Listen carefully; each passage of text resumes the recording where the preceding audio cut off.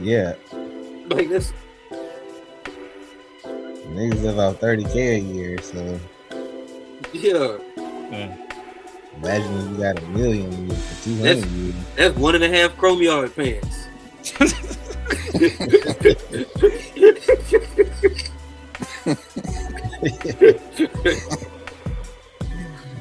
Yeah, I ain't never even get the hype behind them joints. Yeah, I don't even know what they look like. I think they ugly. I kind of like, I get it, it's a flex, but like even when we had our trends, True Religions and Rock the Republic, like them joints like 200 tops. Yeah. 10,000 for a jean, my guy. Please. That shit better be like all diamonds and rubies. It better hold the value.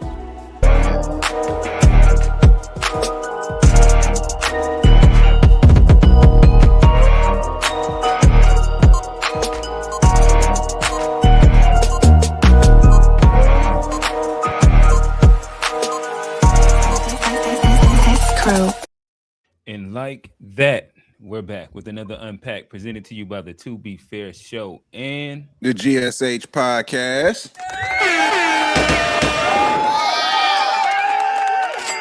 It doesn't matter how you feel. Even you. All right, y'all see it. We are back with another one. So there has been some recent events or verdicts that have came down, and it has renewed a couple different conversations. I think we're going to rehash an episode previous and see more or less if some of our opinions stood the test of time. Again, we're talking about the Karmelo Anthony case. We're talking about Cyrus inside South Carolina. And we're going to wrap this into kind of like a current state of Black affairs in America. And ask an important question. Y'all see the title. Which identity should come first? Is there actual privilege in being an American before being Black? Is there benefits? Is there one that you should have more pride in? But before we get into that, y'all see the guys. G, talk to him. Yo, what's good, everybody? It's G, host of the GSH Podcast, where we focus on family, friends, finances, freedom, and our future. Forget about everything else. Check it out wherever you get your pods. Just search GSH POD. Got you. And beside him, y'all see him. It is. I thought that was the private pause. It was,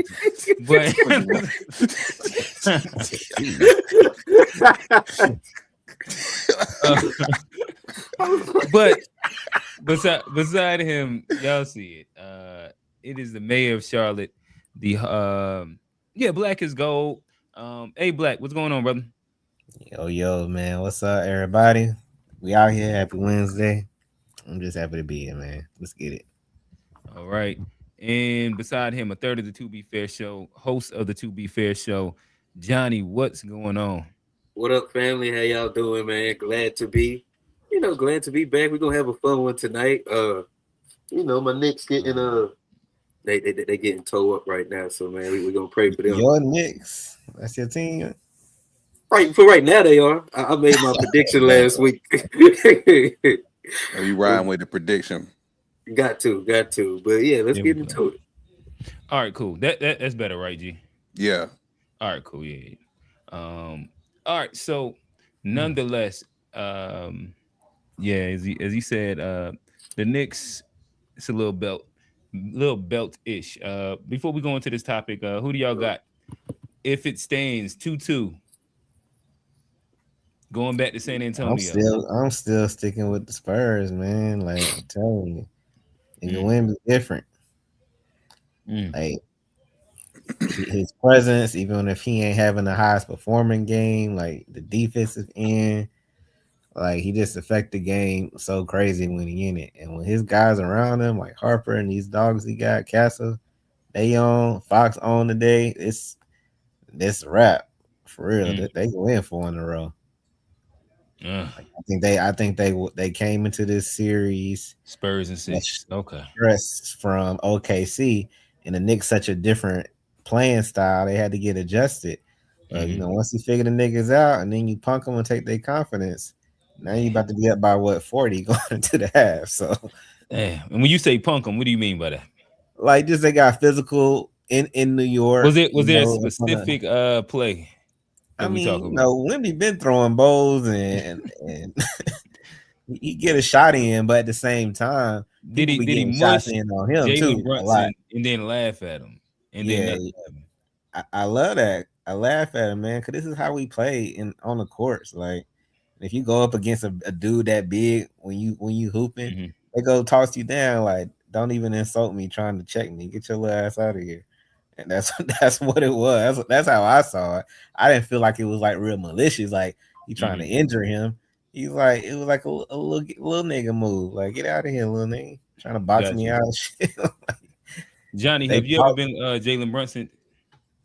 I always had a Draymond on my team, man. He ain't just gonna Okay, do that okay, to there me. you go. Yeah, you ain't gonna. I'm gonna get mine back. So yeah, that's You what going I for was the just. knees?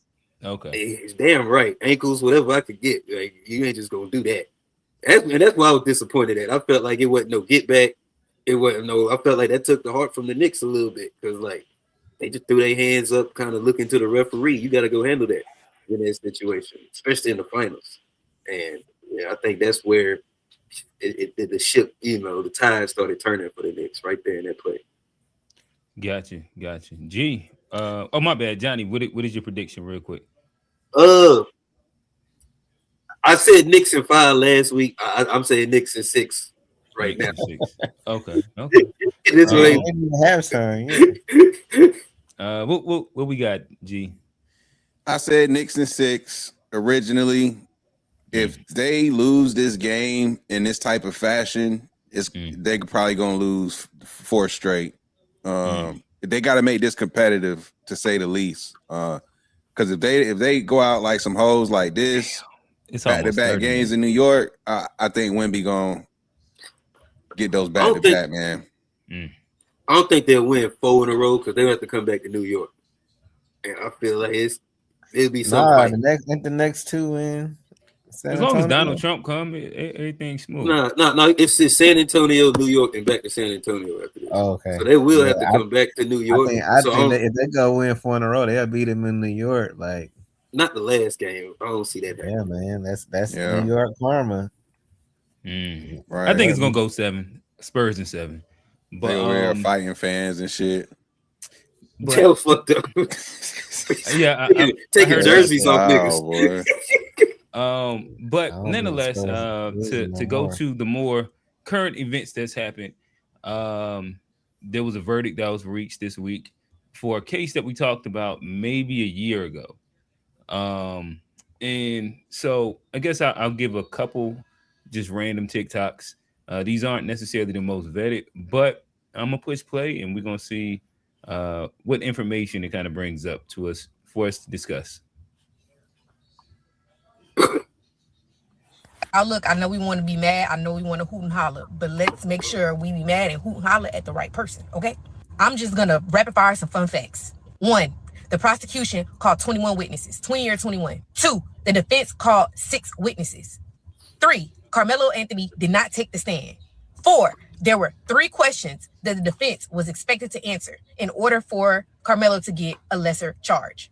A, why he had the knife at the track meet. B, what were the circumstances that led to the altercation? C, was the force that Carmelo Anthony used justifiable based on the circumstances that led to the altercation? Lord, I done lost track of the numbers from part A, B, and C. I think we on 4. The defense literally got up in front of one of their witnesses and said, I only spoke to you 2 minutes in the hallway last week. We've never spoken before that. 5, the prosecution got up on cross for that same witness and said, well, you and I have talked and we've discussed things, and I was just texting your parents last week, showing that the prosecution had an established ongoing relationship with one of the defendant's witnesses.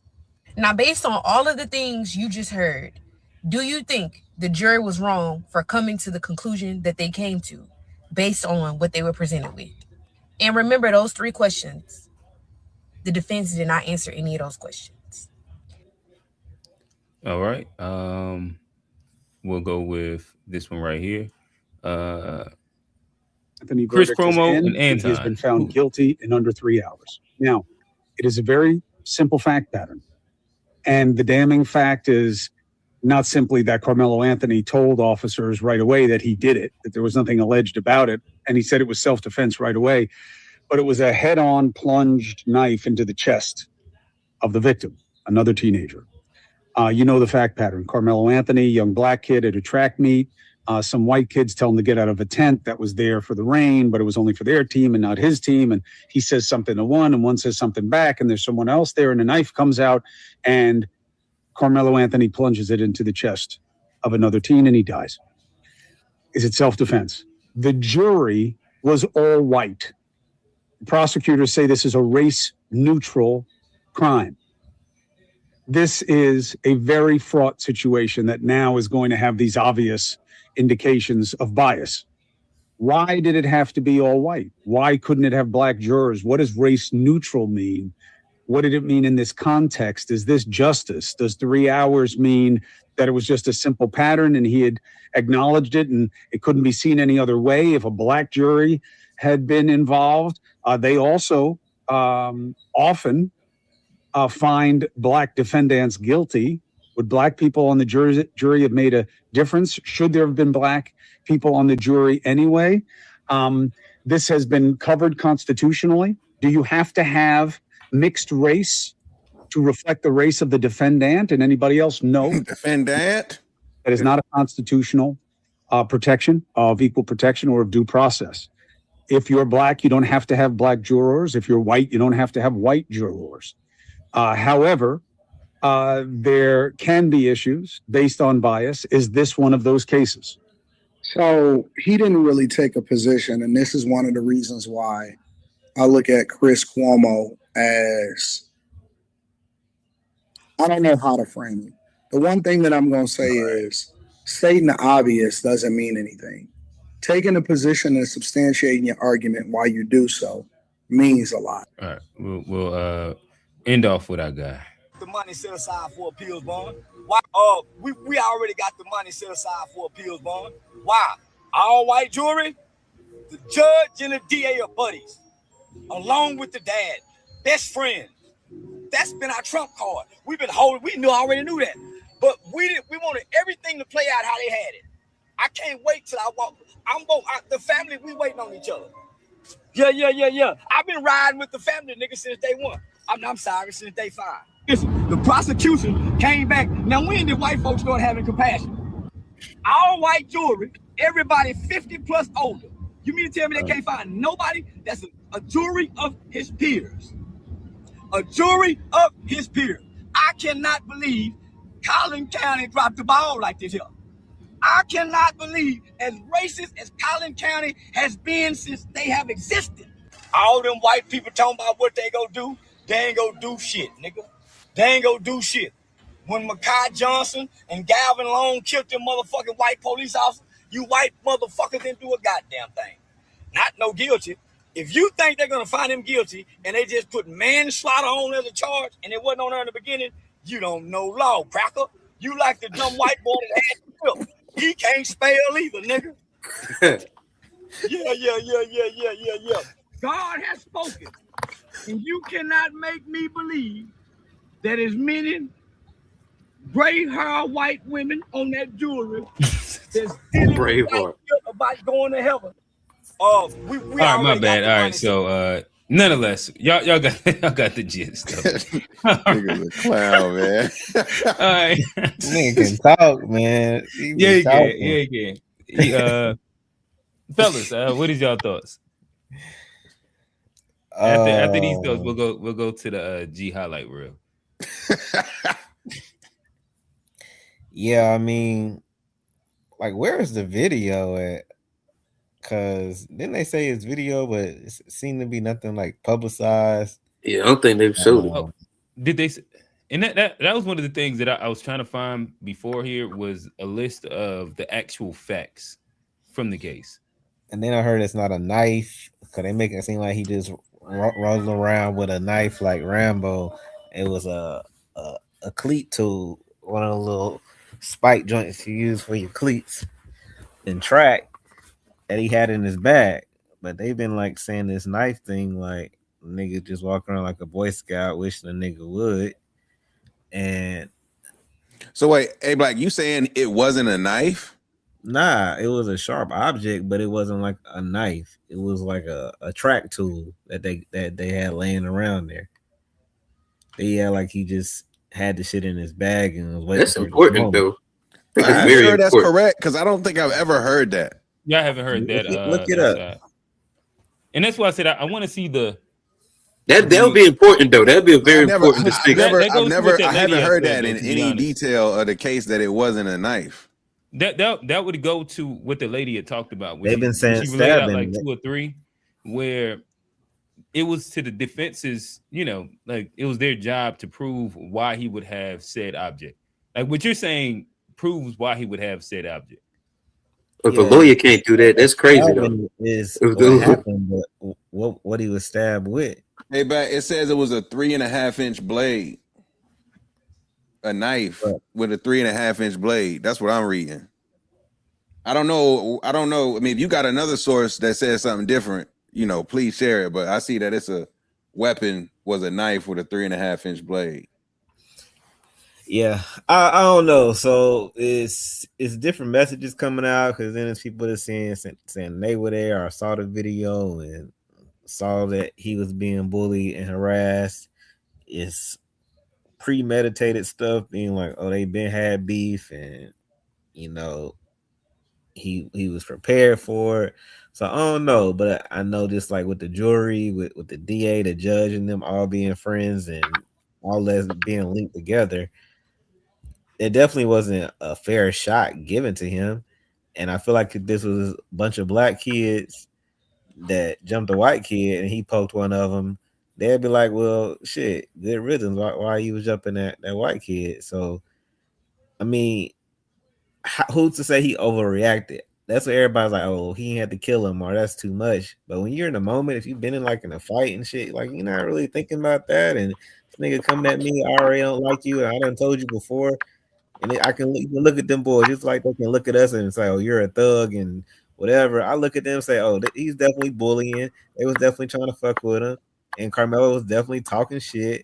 Like Trayvon was talking shit. Like everybody talks shit. And we get the upper hand and win the shit.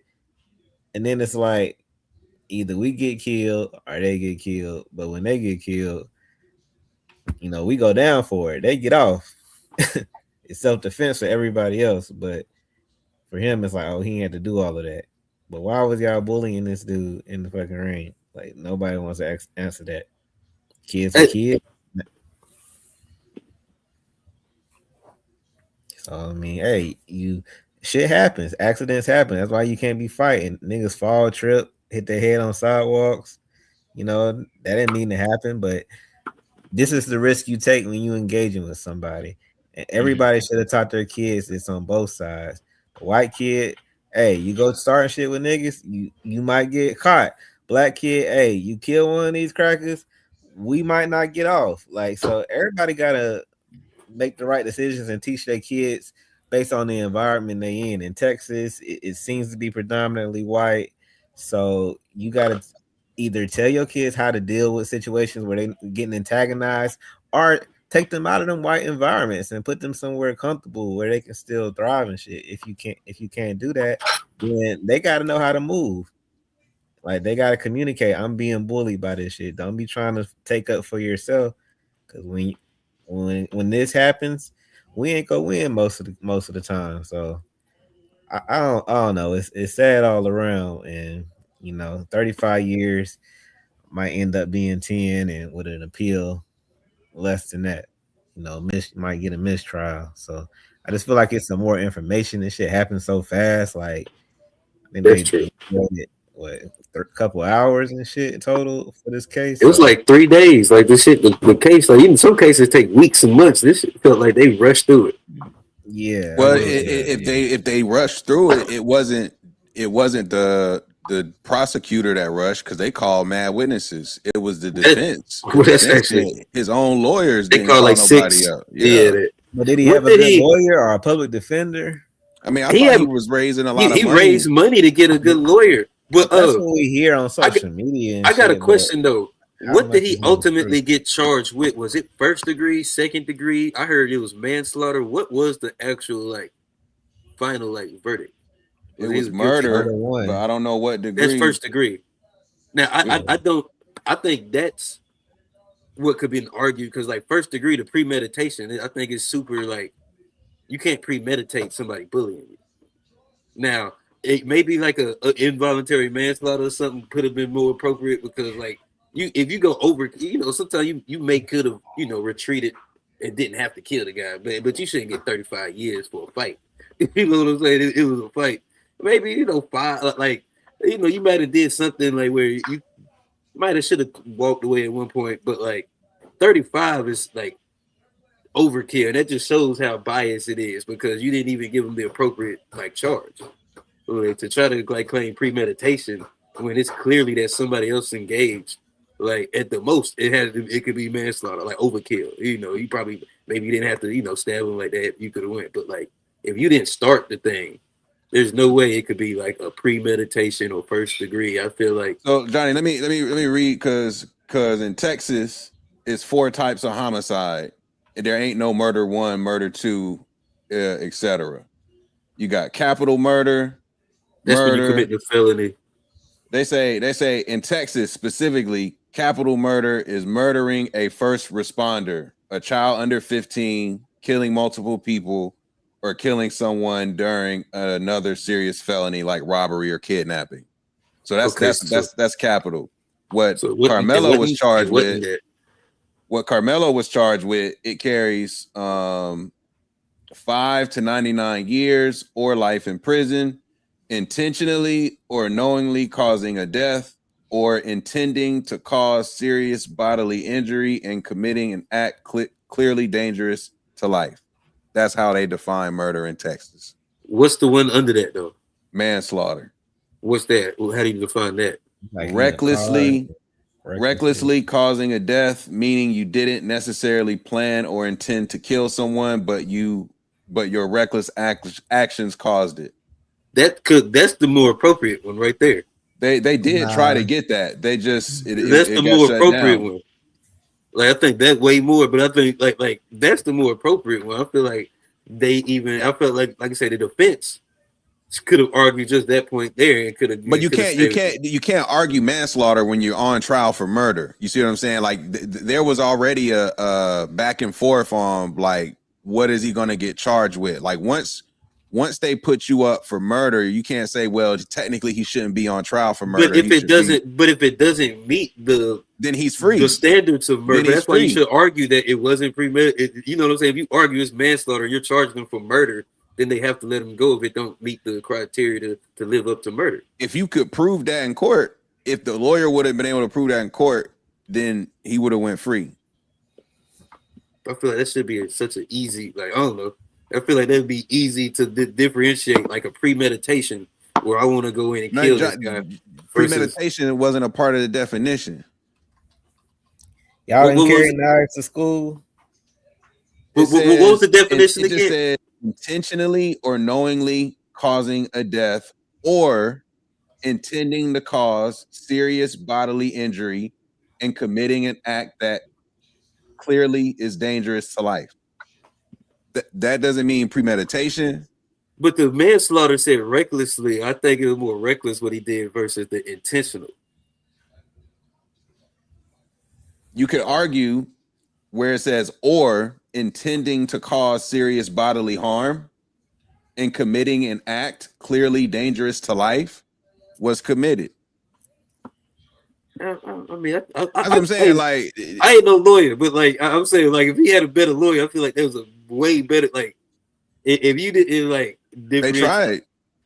And I said I didn't get to see a lot of the case because it happened so quick. But I'm going to go back and see like the exact arguments they used because it seemed like they overcharged them. Seemed like they overcharged them, and it'd be easy to like, kind of show that it was a scuffle that just got out of hand. Unfortunately, and it wasn't like an intentional thing. And so I guess that as I was listening to, and matter of fact, I'll play some of this. Just kind of a quick little recap of a part of just the finishing, the ending, the sentencing. murdering Austin Metcalf. Now Anthony knows exactly. It took jurors less than 3 hours to decide the fate of the Texas track athlete accused of turning a high school competition into a deadly crime scene. Their verdict? Karmelo Anthony is guilty of murdering Austin Metcalf. Now Anthony knows exactly how many years he'll spend behind bars. And the moment the verdict was read, sparked powerful emotions and sobs inside the courtroom. We're on the case presented by Law and Crime. I'm Chris Stewart.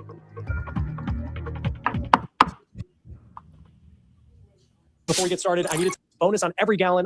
Today, jurors not only decided that Anthony was guilty of murder, but they also determined his sentence, 35 years in prison. He's now 19.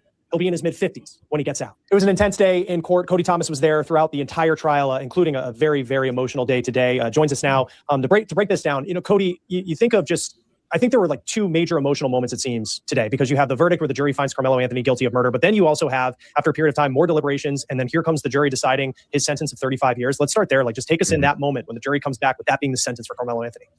Yeah, Chris, obviously so. There was emotion running rampant throughout that courtroom on both sides. You know, of course, the media is sitting right behind the Metcalf family. So we saw all of those tears. You know, they feel like justice has been served for Austin Metcalf here. They feel vindicated. And of course, there were some celebratory gestures by the Metcalf friends that were in there. They looked like former teammates, five, younger, bigger guys, and a couple of girls that were in there that were sitting right behind the family. When that happened, the family turned around and gave all these kids a hug, kisses on the cheek, and the tears just rolling between Jeff Metcalf and Megan Metcalf, the two parents there, and what I assume to be aunts, uncles, or other family friends that were there as well. Of course, on the other side as well, Chris, Karmelo Anthony's family, tears, but of a different token, right? You know, total opposite. Their son, their child is going to jail going to prison for a very long time here. He's only 19 years old, 35 years. You're not looking at getting out until 54, right? Of course, there's a parole opportunity halfway through that, 17 and a half years, but that's essentially his entire life right now. So I'm sure the emotional gravity on them that they're going to be seeing their loved one who is now convicted murder through plexiglass for the next however long. So just an emotional roller coaster on both sides, a whirlwind in that courtroom, of course, Chris. Yeah, and you think of, you know, how stoic this family was, how Karmelo was throughout the entire trial, even through the heaviest pieces of testimony that we talked about that brought even jurors to tears. And then you just have this release in finding that you have been found guilty of murder. And then, I mean, you think at minimum, your entire life, 17 years. Pretty much what the defense is arguing is that this whole thing, kind of like crimes of passion that we cover here at Law and Crime and Court TV, where these sorts of instances kind of happen in the moment. You know, something's going on, heat of the moment, you make a decision. It is a clear mistake. You know, there's no arguing that it's a mistake by the defense, but the sentencing for that would have only carried 2 to 20 years versus what he was ultimately convicted of in murder and for 5 to 99 years. And of course, ultimately got a passion thing to try to argue that this was, you know, pretty much not premeditated. He did not go into that tent with the intention to stab anyone. This just all happened all of a sudden. But then, of course, with the prosecution reserving the right to respond, they came back and rebutted pretty much saying, let me tell you why this isn't a sudden passion type of case here, a type of crime here. Because sudden passion, and he brought the definition up on the screen there, sudden passion involves the decedent or the victim to be the provocateur, the one who's instigating the act here. And the prosecution saying, by all of our accounts, all testimony, it was Karmelo Anthony who was the one provoking the incident. So you can't claim if the offender was the one provoking the incident. So that's where the defense came back, or the prosecution came back. And so it was a real clash on the sudden passion thing, which ultimately the jury did not side with, convicting him of that murder, now facing 35 years behind bars. And you think of the sudden passion part of it, to argue that Austin Metcalf was the one who provoked this incident. No matter for people watching this who may have an opinion and they agree or disagree with the verdict, like by the time we were talking about sudden passion, like the guilty verdict on murder had already come in. And so like that was off the table. The jury had already we're past that point, it seems. I want to go to the closing arguments today before we get to just that moment. I'm sure it's another major emotional moment when Karmelo Anthony is found guilty of murder. What did you make of the defense today? And when it came to the closing arguments before the guilty verdict today, what were kind of the bullet points of what they said in their final opportunity to address the jury? So they started off, Chris, by pretty much saying, we hadn't heard this before earlier in the trial, saying Austin Metcalf had no authority to remove Karmelo Anthony from that tent. He had all the right to say, get off from under the tent, but he had no authority to physically move him, to make him move. He should have went and got a coach or something. That's what they were pretty much saying. So that was the initial highlight, and that was the whole narrative pretty much of their closing argument. And then, Chris, the biggest highlight to me towards the end, as they're trying to make headway with their closing argument here, was that we've heard about the hand in the bag situation with the phrasing, touch me and see what happens. What the defense attorney phrased or demonstrated, he was saying that he's giving the jury a scenario. And he was saying that if I have my hand in my bag and I tell you I have something in it, something potentially harmful, and I'm telling you to not touch me, you call my bluff saying I don't have anything in it, and then you touch me, and then I pull the thing out and use it, that was a warning and not provocation. So that's how they pretty much ended their closing argument, to which the prosecution got up to their rebuttal and said, do not let the defense turn a threat into a warning.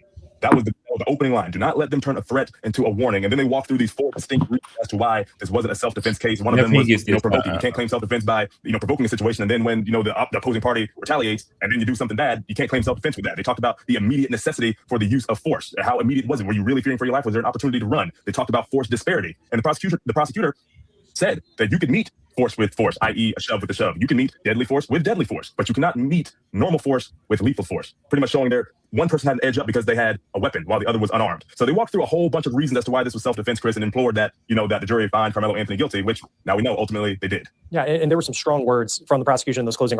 All right, there we go, fellas. I got a question. And like from everything I'm hearing, there's been like even like debates on the original provocateur or who started it. Because you'll hear back and forth. They say he started it. They say they started it. I think that's a very key point. But it sounds like there's just been a bad like kind of defense lawyer.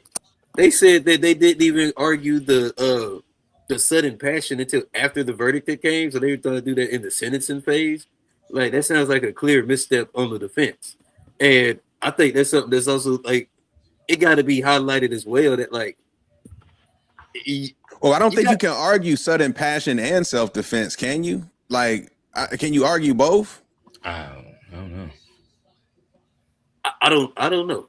I'm not a lawyer. I'm not a lawyer. I don't know, but even sudden well, I guess I can understand why it couldn't be, but like, I also feel like we gotta be.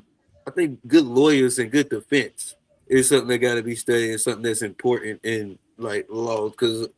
If the defense makes a mistake, we can't just say it's like racist or whatever.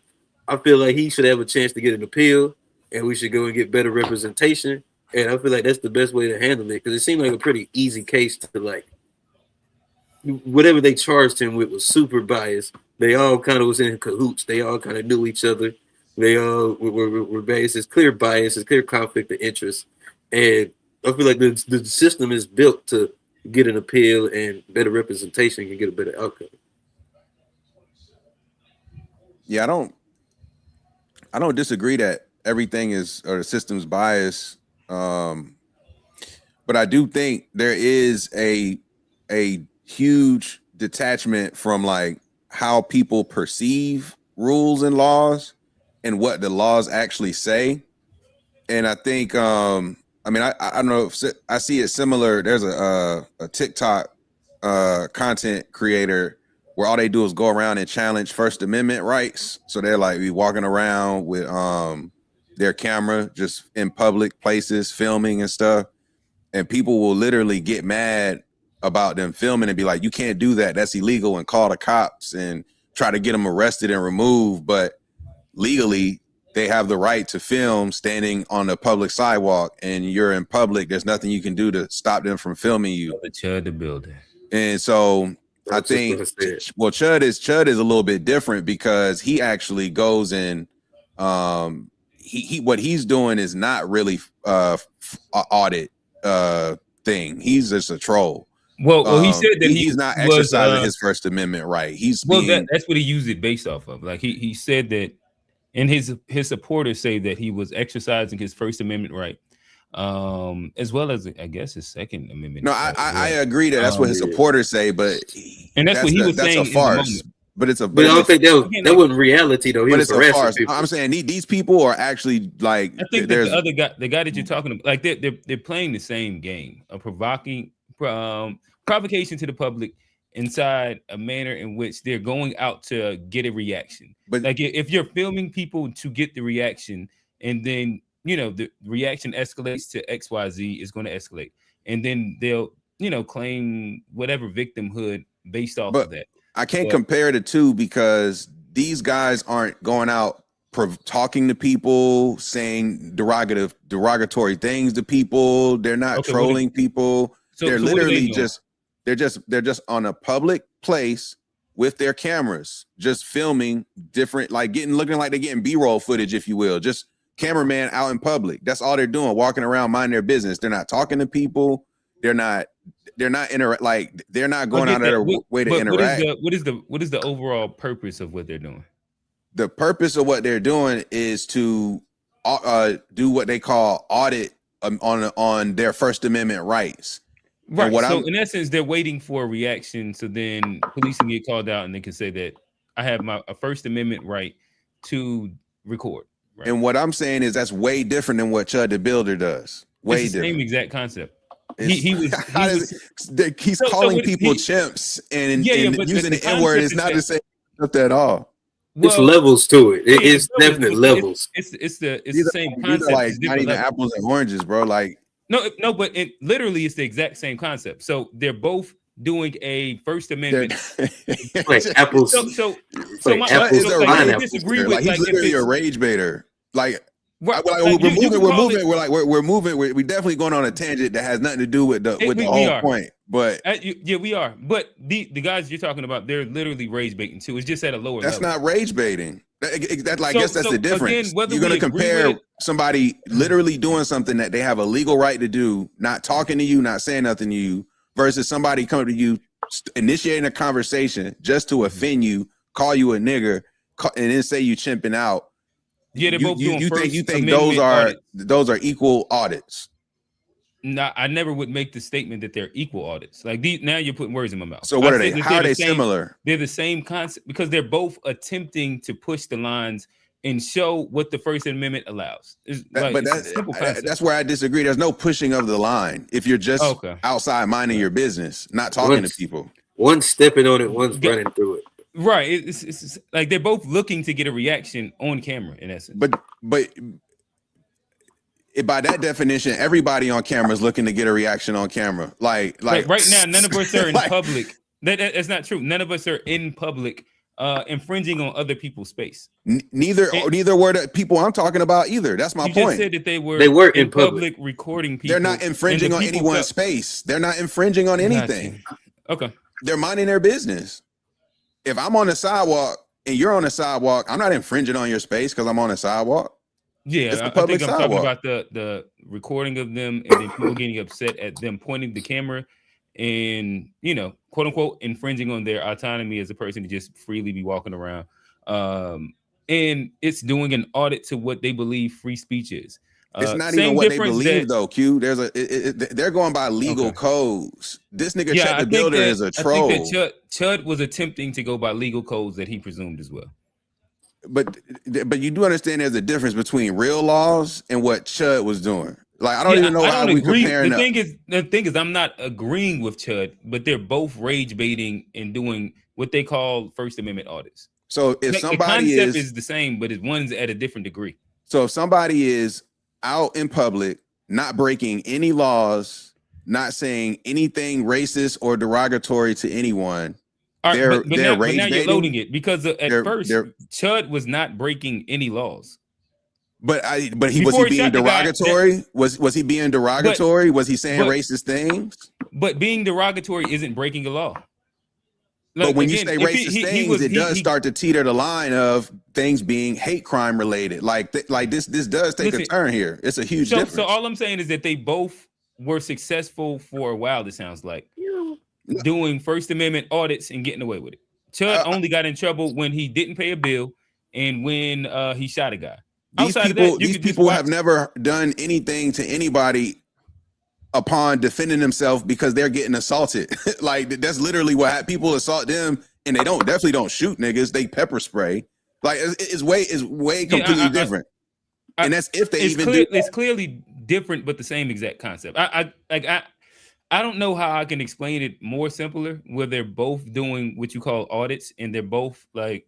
You're saying they're both rage baiting. Both like, and what Chud is doing is not an audit. So if again we can I disagree with like the premise of what he's doing, but he's doing the exact same concept. And those guys, they're recording to get reactions to clearly put it on YouTube. They're looking for reactions. If they didn't ever get a reaction, their YouTube channel would do nothing. They're just literally recording people. If they don't get reactions, then there's no content. We disagree. Gotcha. All right, back to the topic at hand, fellas.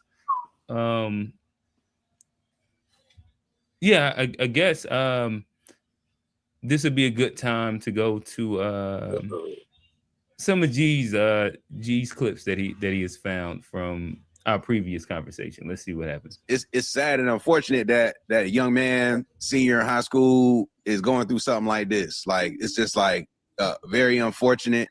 And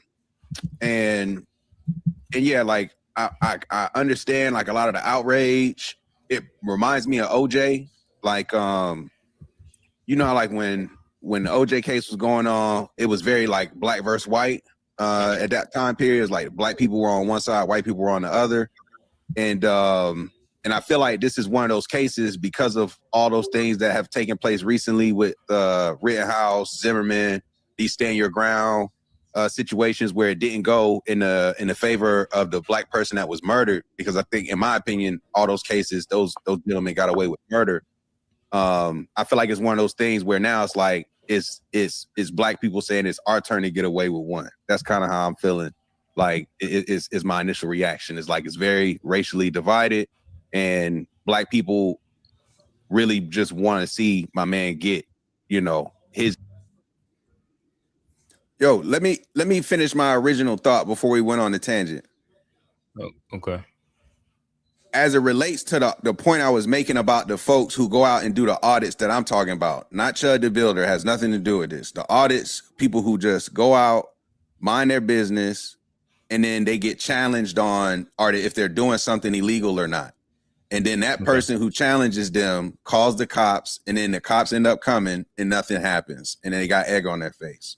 I think there's a huge disconnect oftentimes between what people think are legal rights and what are actually legal rights by law and definition.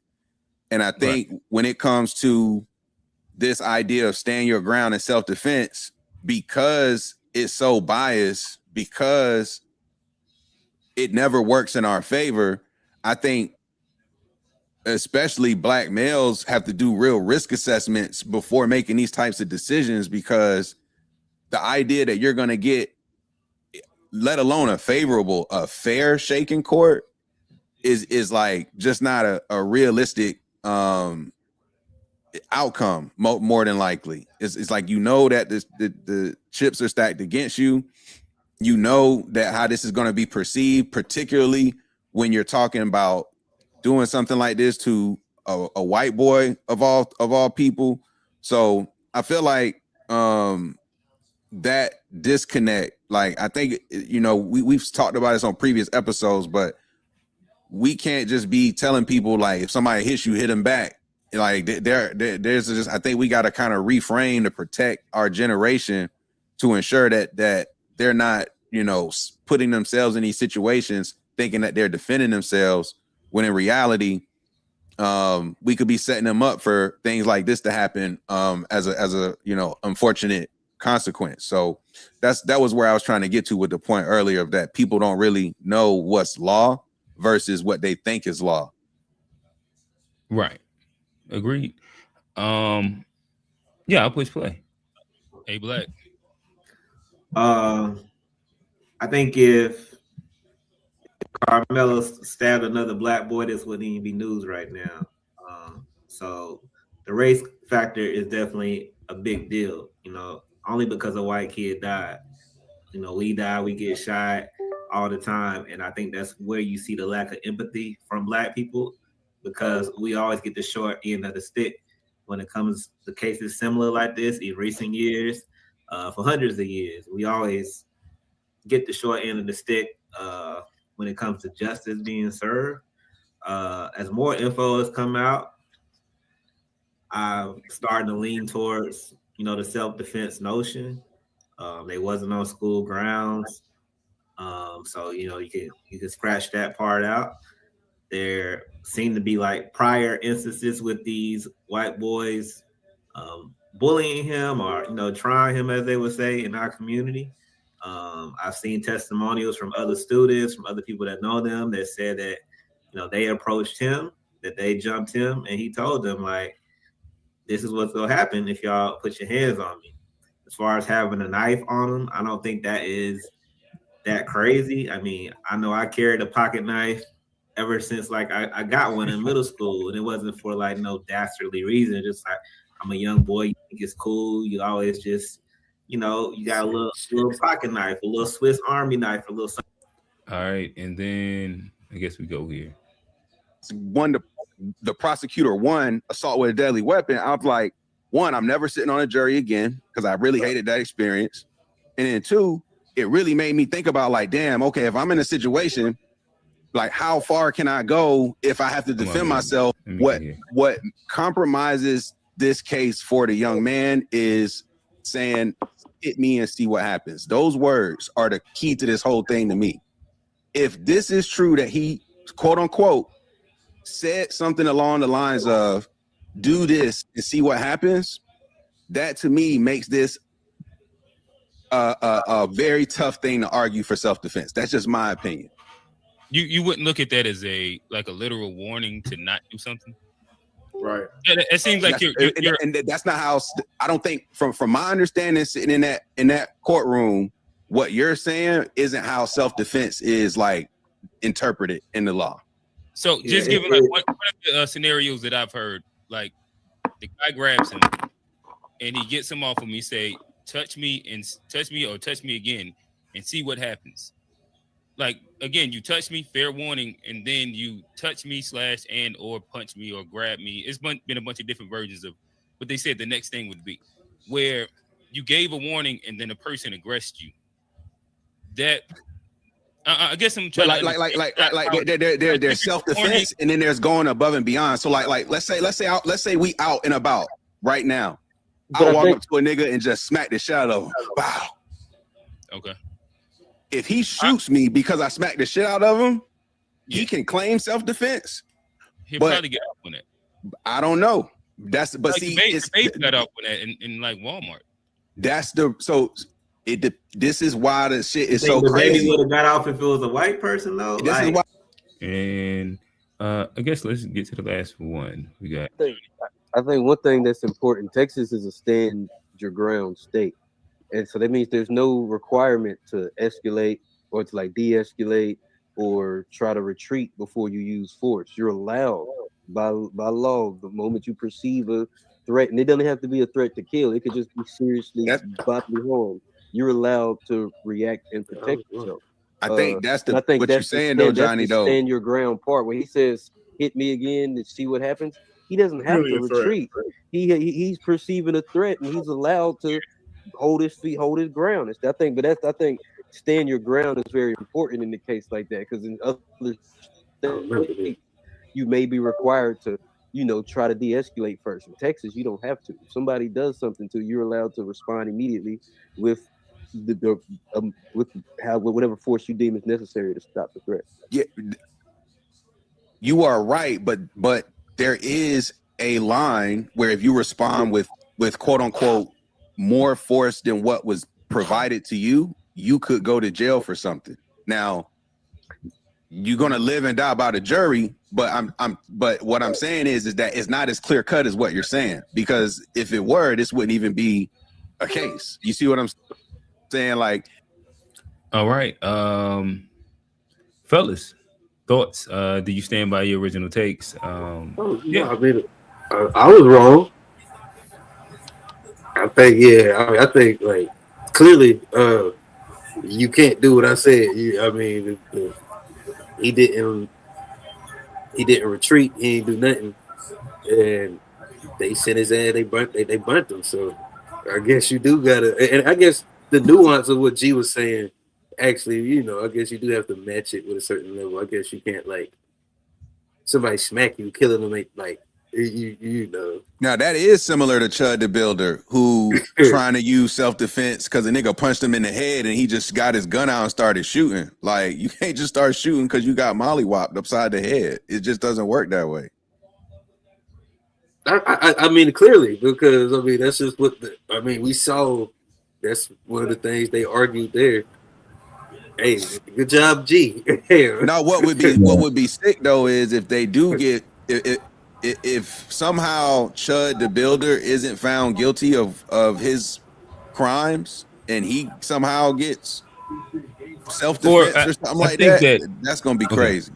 But I think that a better example would be if we look at Cyrus in South Carolina, and this is with like the parallel between the two crimes, where one might say black version of how to get away with murder, where the circumstances of the South Carolina one is a kid doesn't steal anything, leaves the store, is chased by I guess a father and his son runs 150 yards, falls, and gets shot in the back.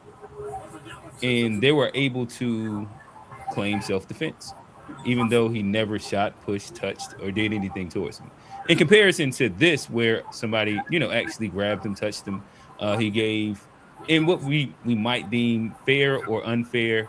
This is like the whole premise of the case, in which one might say that the defense didn't argue well, is the idea of provocation versus threats.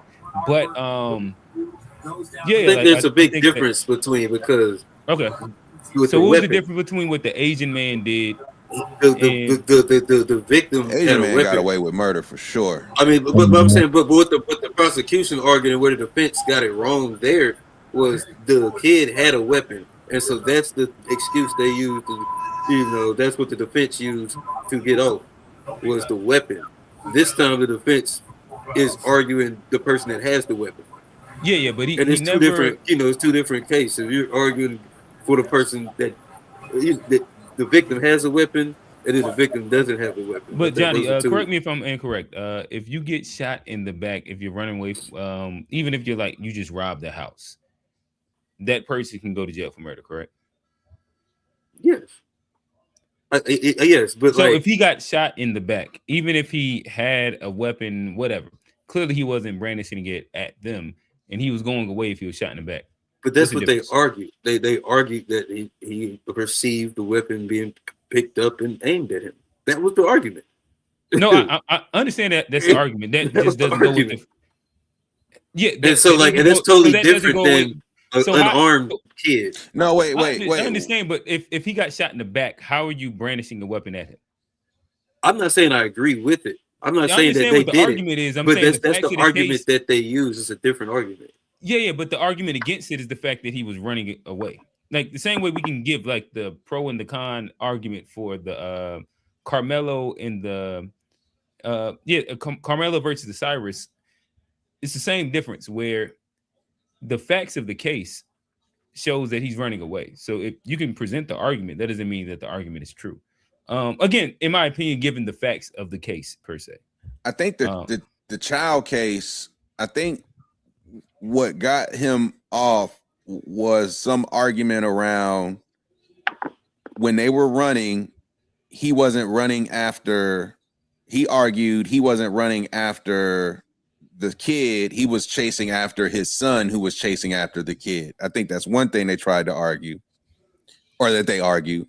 The second thing that they argued in addition is that while chasing his kid, they're claiming that homeboy Cyrus he saw him point a gun at his son, and that's what caused him to shoot. Now, I'm not saying I agree with that at all, but what they ended up, I think it's going in court, so, like that's why they found him not guilty, even though the boy got shot in the back. Like I don't. And from my understanding, I think he said that his son, or we might have heard different versions of it. I heard a version where they said that the son said that he has a gun, and then his dad shot him. Where I guess inside him falling, he seen the fact that he had a gun, and then his dad, fearing for his son's life, shot the kid. I think that's a totally different argument than somebody like. No one said that they're the same argument. I think that we're saying, what I'm saying is the fact that someone running away that didn't do anything gets shot and they get off with self-defense. In comparison, that's crazy. A kid that is just sitting there and someone comes up and a quote unquote assaults them first, and then he gives the. To me, I look at it as a warning. I guess that again, that's the provocation versus threat. But he comes up and tells him, "Hey, do that shit again. I got something for you," or do that whatever. Like the framing was that what he said, but he was sitting minding his business. He didn't provoke the initial touch, and then he told him, "Hey, chill. I'm going to defend myself with whatever's in my bag," and then he does said thing. To me, that seems like that sets itself up a lot closer for self-defense in comparison. And this is where, I guess a lot of the the questions start to fall, where you do a comparative analysis of the two cases and scenarios and situations and provocation, threat, and escalation. And it asks a question in which I'll ask y'all. Does America decide innocence differently depending on race, class, and optics? Absolutely. I mean, we know the answer to that. But yeah, for sure. I mean, I think W.E.B. Du Bois said one of his last quotes in his 90s, as long as blacks in America, they'll never win. And that's after, giving his life to fighting for us and realizing that it's not about us, it's about this system that we up against. And it's just, we still looking at the justice system as there to support us. And it never was built to support us. And we win here and there. You come across good people and good cities and real cases, but if you're in these southern towns and you got these dynamics and you got social media narratives, they gonna win. They're gonna get that get back. You kill this little white boy, look like young Superman Clark I Kent. want to know, how did they get like all them old white folk on the panel? I mean, on the jury. Yeah.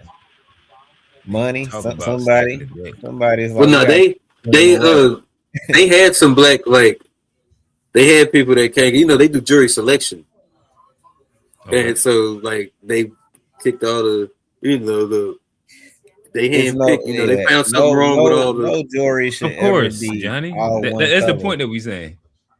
Yeah, they chose where the the ones bias? they needed. Supposed to have like bias and stuff. Like it should be a mixture. What happened to the GoFundMe money then? Like, did he not get? Like, I thought that we don't the know who's who of legitimacy. black advocacy was behind this case and was going to get him the best lawyers, et cetera, et cetera. Like, did that just not happen? It was a hot song, not an first album. off, the mom came out a long time ago talking about the money. Like, we don't know where this money at y'all talking about. And then they wasn't directly receiving it. Yeah, it was like somebody created this story. Like they got. Oh this money, yeah, when it was like they in Suburban, they got new cars, moved to we don't got none of this. So we also don't know what's true and what's not. People create these stories like, oh, they getting this money. He had his GoFundMe. For all we know, somebody else created a GoFundMe under his name. Like, but we don't have no way to validate the shit. The nigga ain't had no good representation, that's for sure. That's what we do know. So, and I just don't think nobody would get that amount of money and piss it off thinking he about to just get off. Like, nah, they don't seem like they that dumb. So I think that's misinformation. I don't think they have no true resources to get no good legal representation. And I think the other side did. And they know the judge and know the DA, everybody cool out there. And this is open shut for them. Like, they don't really care about the nuances. That white boy died. That's all they hear. Gotcha. Karmelo. Yeah, nah. G, I asked you the same question. Does America decide innocence differently depending on race, class, or optics? Definitely race, then class, for sure.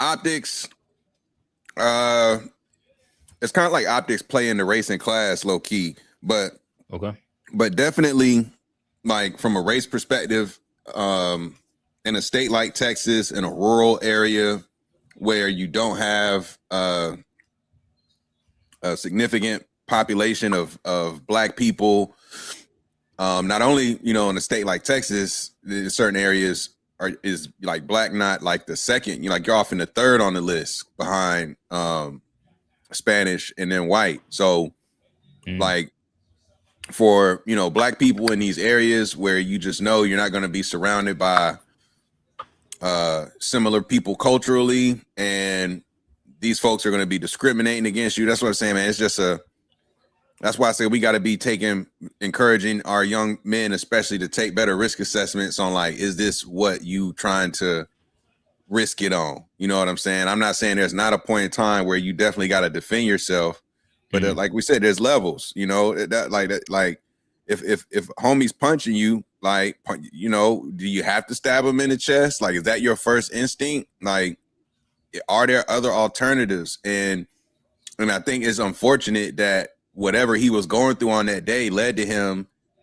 Like, some things do happen by happenstance. He just happened to have a knife on him, and it was like, not today, and boom, and everything happens in an instance. But it's just like, we gotta encourage our young boys to just think a little bit more about, like, is this the thing you trying to risk potentially your future over, because it could turn ugly real quick unintentionally. Gotcha. Johnny, same question. Do you need me to repeat it?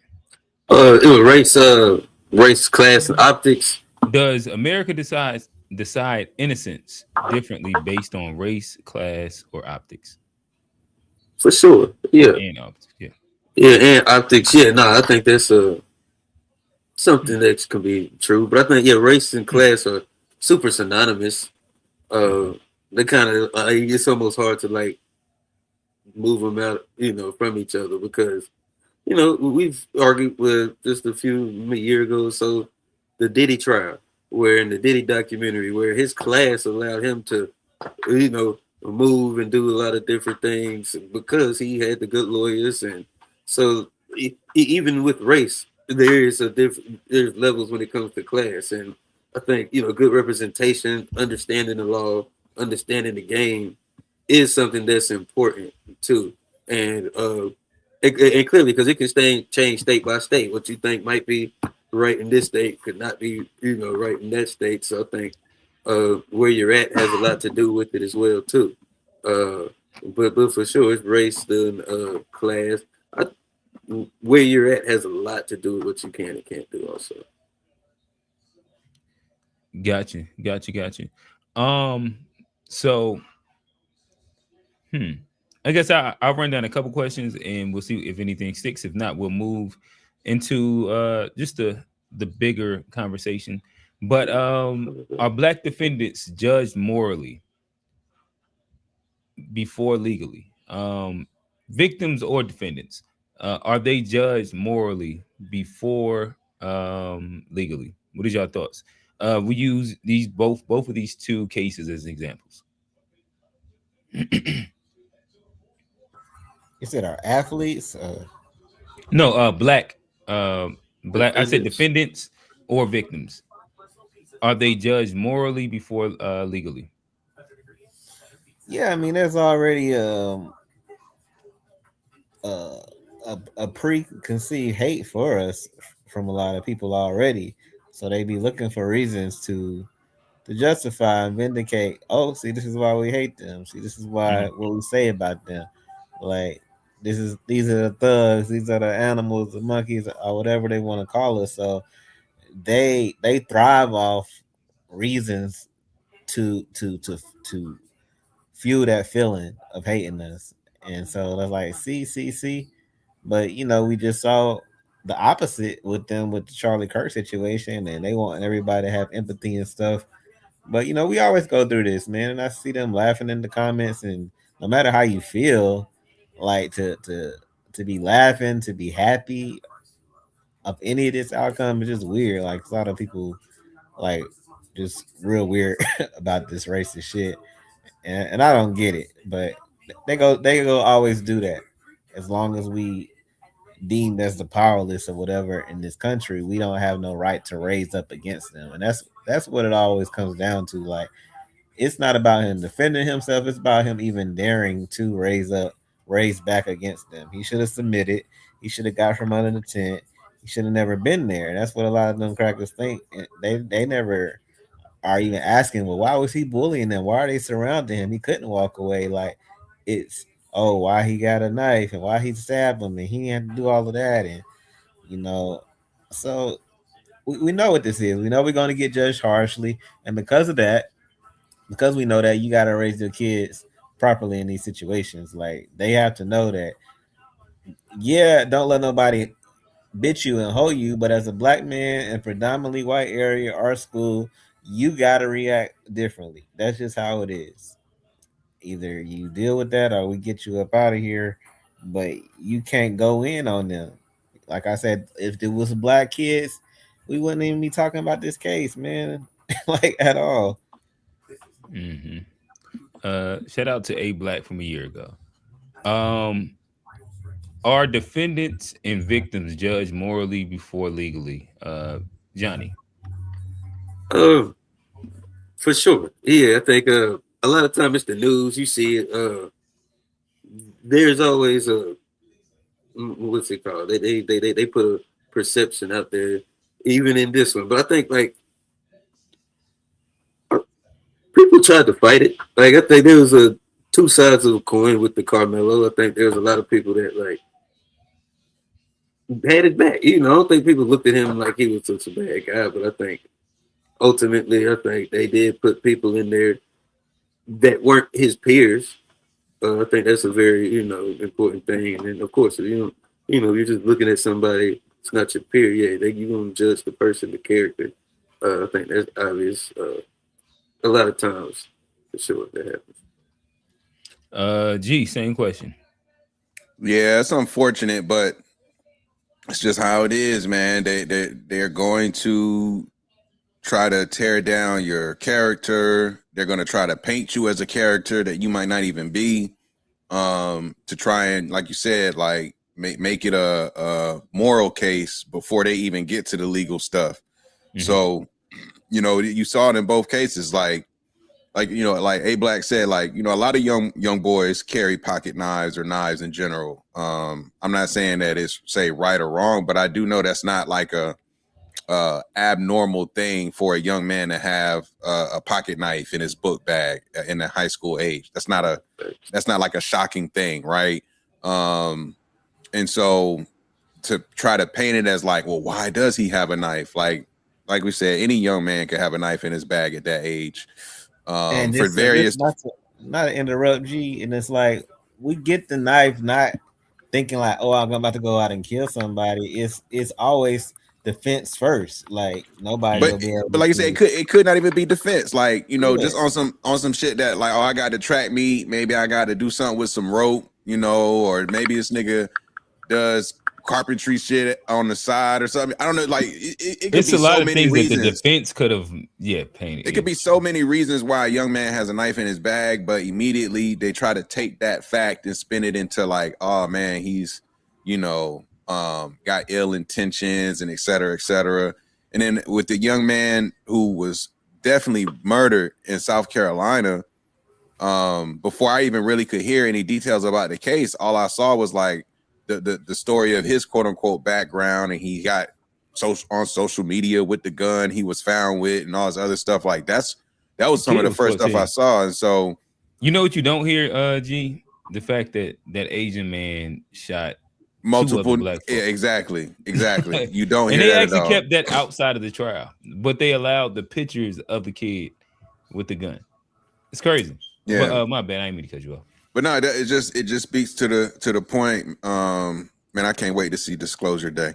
It speaks to the point that these folks, man, like that's like, it's one of those things where it's like, what do you really do? It's like, do you really want to try to quote unquote fight the system and make it fair, or is it like, is that even like a waste? Is that a good use of time? Is that even a realistic outcome that we should strive for, or are we better off just making sure we stay on our P's and Q's, if you will, and make sure we play the system accordingly versus try to like think that the system's going to work for us in these situations? Because every single time something comes up, especially if it's something where you gotta get active versus a white person, to this whole point is like, when there's a race dynamic, even now if they're not white, if it's you versus a non-black person as a black person, the reality is that court is probably going to see you as the aggressor, as the angry person,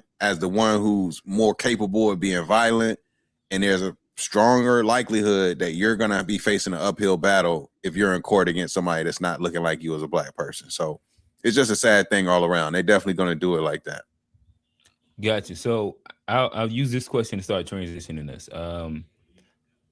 Does the Karmelo and Cyrus cases prove America treats people differently based on race? Is it a yes across the board? Yeah. I mean, I don't think it would think Yeah. I think especially when we involved, like I say, we can kill each other and it's cool. That's what we do, you know. But when you kill one of them, it's national news every time. It's a big deal, and it's because they are always trying to imprint the conditioning of don't ever think about killing us. We don't care what y'all do with each other. You know, he Mhm. might have got off if he was getting jumped by some black kid, but they don't care. It's about you don't kill us at all. You better stab at the feet, the arms, the legs, but nothing vital. You know, because once you kill them, and then that white girl that got killed on that train, and OJ, and they got so many instances where they continually trying to remind us who's boss. And this is just another one of the instances. Like they lost one, but they gonna make sure they put him away, and now we just hope he survive in jail. Pretty much. See, young, he Gotcha. was 17, 18. Gotcha. Anybody else have a commentary? If not, I'm gonna kind of okay. So blanket yeses though, right? All right. So as we segue our way into the main conversation, uh, what identity what identity protects Black Americans more in real life? Being Black or being American? Johnny, I'll toss it to you.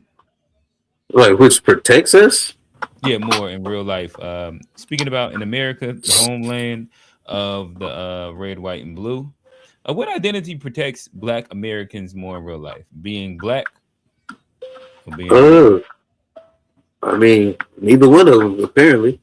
Being black ain't help either one of them. The American system ain't help either one of these guys. So I mean, yeah, I can't say either one of these identities are protecting black people. So you're saying neither because they don't protect them at all. Right. Okay. A Black, what's your thoughts? Yeah, ain't no protection. I mean, we're not viewed as American by them anyway. Only when we doing something that benefits them, sports, Olympics, anything like that, they claim us as Americans. But in everyday domestic U.S. life, they don't truly see us as American. Like the fact that we even call African American and they not European American shows you like they always are trying to signify a difference. You know, so when it comes to the court system, like it's the same people that looked at you as 1/4 of a human being at one point. A lot of them still see you as that. So that's why they like it's just we can't even have the audacity, the gall to rise up, to fight back, to kill them. And every time we have in history, they come back 10 times harder, 100 times harder in other ways. So it's just another one of them cases, man. And you got to raise your kids to navigate the world safely to still survive out here. And it's an Gotcha. accident. I'm sure it was an accident, but like some type of video or something is gonna come out. I don't think this is over. I think there'll be an appeal, but I think some type of video is gonna come out that's gonna maybe change the situation. Some public opinion. So with that said, in the land of the free, what identity actually protects Black Americans more in real life? Being Black or being American? We'll put it simple as that.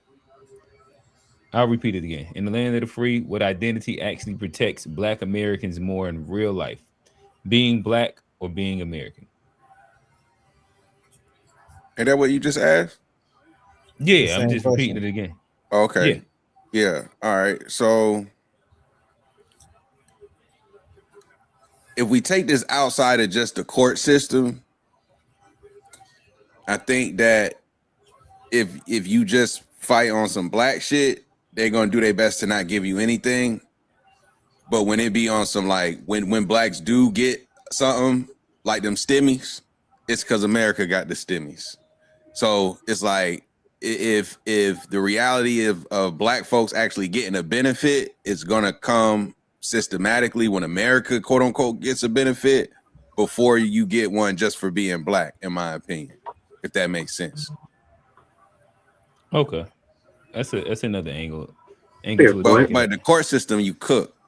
Don't matter. In the court system, ain't no such thing as American in the court. You just a black man. No such thing as halfway. Okay, so now let's flip the word protects and put pride. What identity do you have pride in it? More pride in real life? Being black or being American? This is the nationalism versus identity conversation. I personally definitely take more pride in being black than, but I will say, for me, the thing about being black is the fact that I'm a black American. So, you know, it's kind of tough to say, because and again, this is inside like the microcosm of America. So this is in the land of the free, not looking at comparing ourselves to other blacks anywhere else, but being black in America. And yeah, I'm more proud to be black for sure. A Black, what's your thoughts? Yeah, it's definitely be more proud to be black. I mean, American, I feel like don't really got a good rep. At least especially for us to claim a lot to be proud of. I mean, that's stuff we can, but overall, I would prefer just being black. Okay. Johnny? Yeah, I'd probably say be black. I prefer being black. I don't know what's so funny. Born in the USA. But I will say though, it is because I am a black American, and I think like you know, live, but I think like 180 Johnny. Shout out to 180 Johnny. Just turn the other way. I mean, you let me explain it, because like I am proud to be black, but I think it's like a very close second to being a black American. I think there's, you know, so you're no longer American first. You're now black first. I am American first. I was born in America. Like my country of origin is America. So you choose your American identity over your black identity first, right? That's what I am, and like I said, I do feel like yes, right. So the answer is yes. Yes, but can I finish? What I have more pride in is like being a black American, and like I have a family that did a lot in this country despite the racism. Johnny walking the line, man. You walking the line, Johnny. Are you black or American? Which one is it, man? Are you keep saying both in tandem where you got to pick one, man? Which one is it? I ain't gotta pick one. I can say, oh my God. But, I thought that was the framing of the question. That's the whole point of the question. But like, I'm proud to be black. I'm more proud to be black. I'll say that, especially if we're gonna only keep it in the microcosm of America and not globally. If you're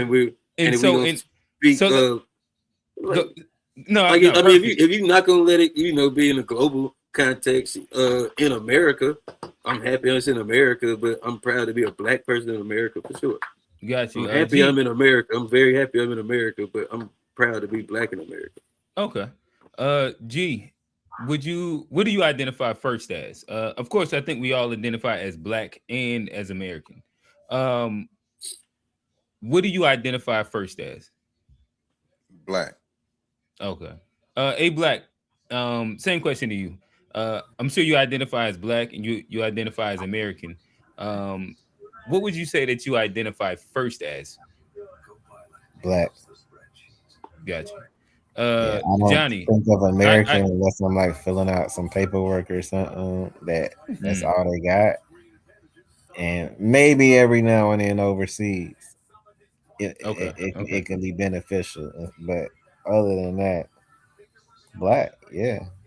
Got you. Johnny, which one do you identify first as? Do you identify as black first or American first? Yeah, American, like, because that's what I am. Like, I'm a black man for sure, but like we talking about identity. When I wake up, like I'm a black man, but you wake up and do like this. I don't wake up and do like that, but I don't think most Americans do that.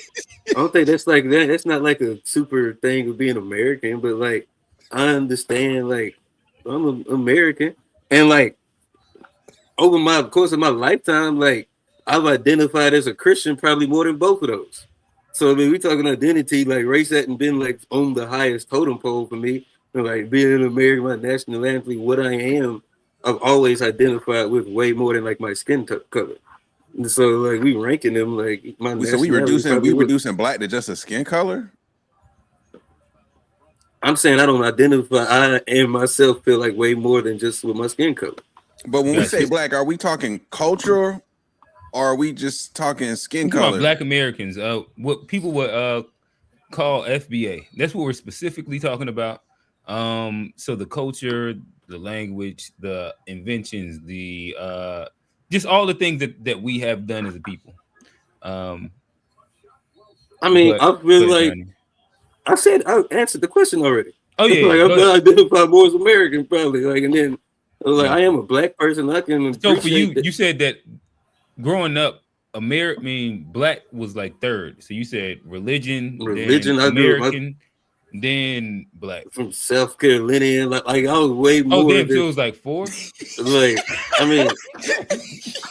I ain't going crazy. I ain't going. I'm not going crazy, but like I mean, so you rep South Carolina before you rep being black. I mean, if I'm being honest, like the way I was raised to not like let my skin color define me. I was raised to be successful despite it. Like my dad grew up in Horry County, South Carolina. He saw the KKK. He saw my grandfather go guns up to the KKK and protect stuff and walk away. He didn't raise me just to be a black person. He raised me to be so much more than that. And he fought in the military. He was proud to be a black man in this country, and he fought to make it a better place. And he was proud of that. So I was proud of that. And you talking about my personal identity? Hey, I'm a black American. I'm proud of that. I've seen it. They put an American flag on my dad's casket. How can I not identify with that personally? It's like, but like, I get it, but like, it's a personal thing. Like, my dad taught me that we're lucky to be in America. Sure, there's some uphill battles, but it ain't nothing we can't overcome. And we will. Gotcha. Okay. And so you said it was religion, then American, then South Carolina, then black. I mean, I was raised to be defined despite my skin color. Okay. Like I was raised to be a successful person, a good person. All of that outside of like, my skin color. Got you. Any commentary before I move on to the next question? All right. Is black first a survival mindset or divisive ideology? What is your thoughts? Does America historically reward assimilation over black identity?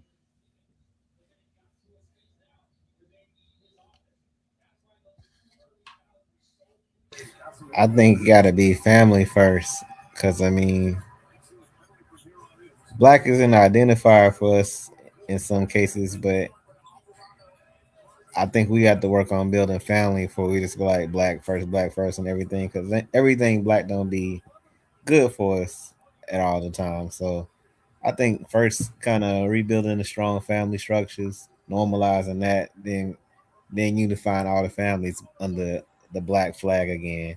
But right now, just trying to be all black first, like I said, everybody don't be having the tribe mindset and really be for us out here.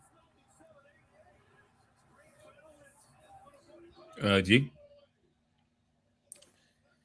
Yeah.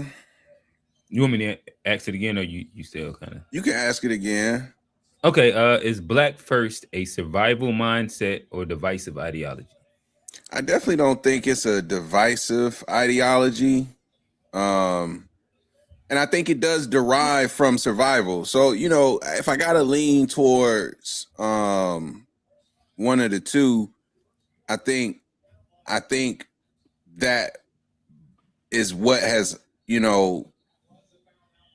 that blackness, or however we framing it, like, is what made our people able to survive such crazy times. It's like, we just built different, and that's just the thing that kind of brought everybody together under a crazy time. And so, the ancestors might be helping the Knicks right now. We'll see what happens. But aside from that, man, It got a little close. Yeah. But no, in all seriousness, I do think that like that identity is something that derives from strength, being able to survive and overcome and thrive despite the conditions. So, you know, if it is something along those lines of like embracing that culture is a way to like give me the confidence to put forth what I need to do to do, you know, to provide for family and whatnot. So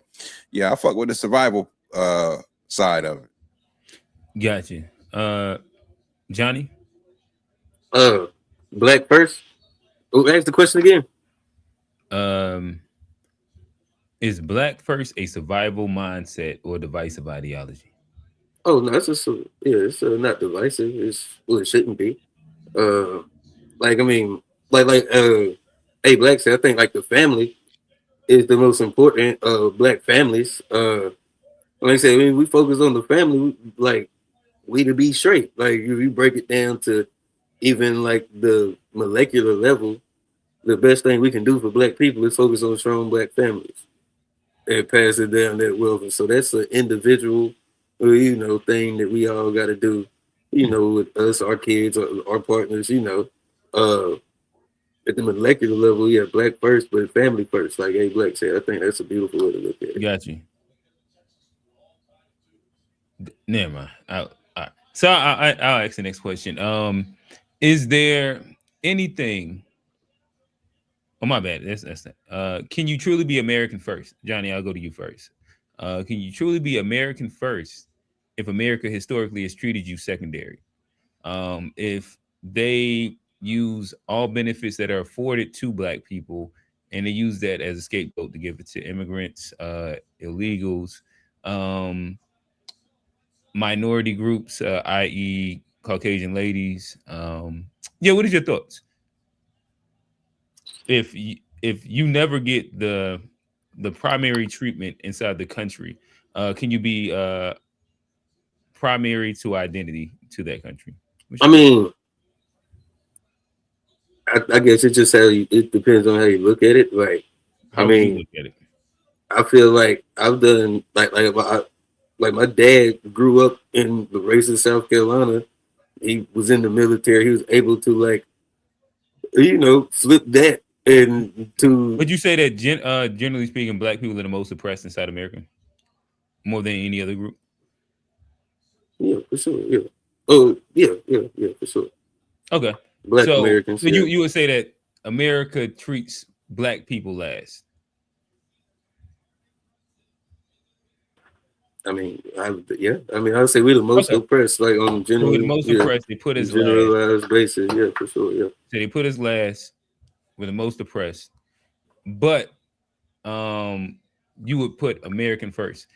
Could you explain how this wouldn't be like an example of Stockholm syndrome? I mean, I just explained like how I personally view it. So like you don't gotta agree. I just said like personally. I'm saying like, but like and then I also think it's about like the family. Okay, but so let me get a clarification. So for you say personally you put American first, but Black people in general should put Black first. The family first. Probably like a Black, like you should make sure your family core is straight.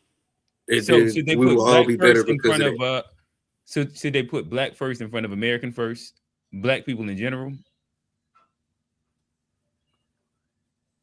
I don't know. Like, hey, Black people. I say what I said. I mean, like, hey, Black. I'm gonna ask A Black, and then I ask G, and then I ask you again. A Black, should Black people put Black first in front of American first? I mean, if we truly Americans, isn't it all the same? I mean, if you put in Black first, are you helping Black people? You helping Americans because we Americans, right? And if you put in Americans first, Black people should be benefiting. I think is that typically how the system works itself out? If we look at, let's say, DEI, affirmative action, any version of reparations that have been handed down, if America, I think, we haven't gotten traditional reparations, but we've been able to capitalize on certain parts of the system and certain aspects for good or to our detriment in some cases, but there's been some concessions made for us. I don't know if it's made to like fully progress us, but definitely sustain and survive. And the majority of us not in the streets. You can eat in America. It take a lot. I feel like to be homeless or to be hungry in this country. So I guess would you say I guess in essence the question is asking assimilation versus identity. So you would say that assimilating to broader American culture and not emphasizing, say, black owned businesses and shopping black and doing things like that would be more beneficial for black people. I think in the community sense, for sure. I mean, if you're going to be able to circulate that dollar in like concise community, and these Which businesses one are are you saying for sure? clustered. To being American first or being black first? Black first. Okay. No, keep going. I just wanted to get a clarification. I didn't understand which one. Yeah, black first. I'll toss it over there to you. Yeah, the issue with being America first is that you're already like last on the totem pole. So it's like if you're America first with no sense of like black community, you're just gonna ultimately be left like at the only person at the lunch table in the cafeteria, essentially. And so I think because of that, it's important to make sure you put your people first ultimately. Now, I do agree, like ultimately, like that starts with family before anything else in the community. But for sure, like I think we as a people are better off when we go black first over American first.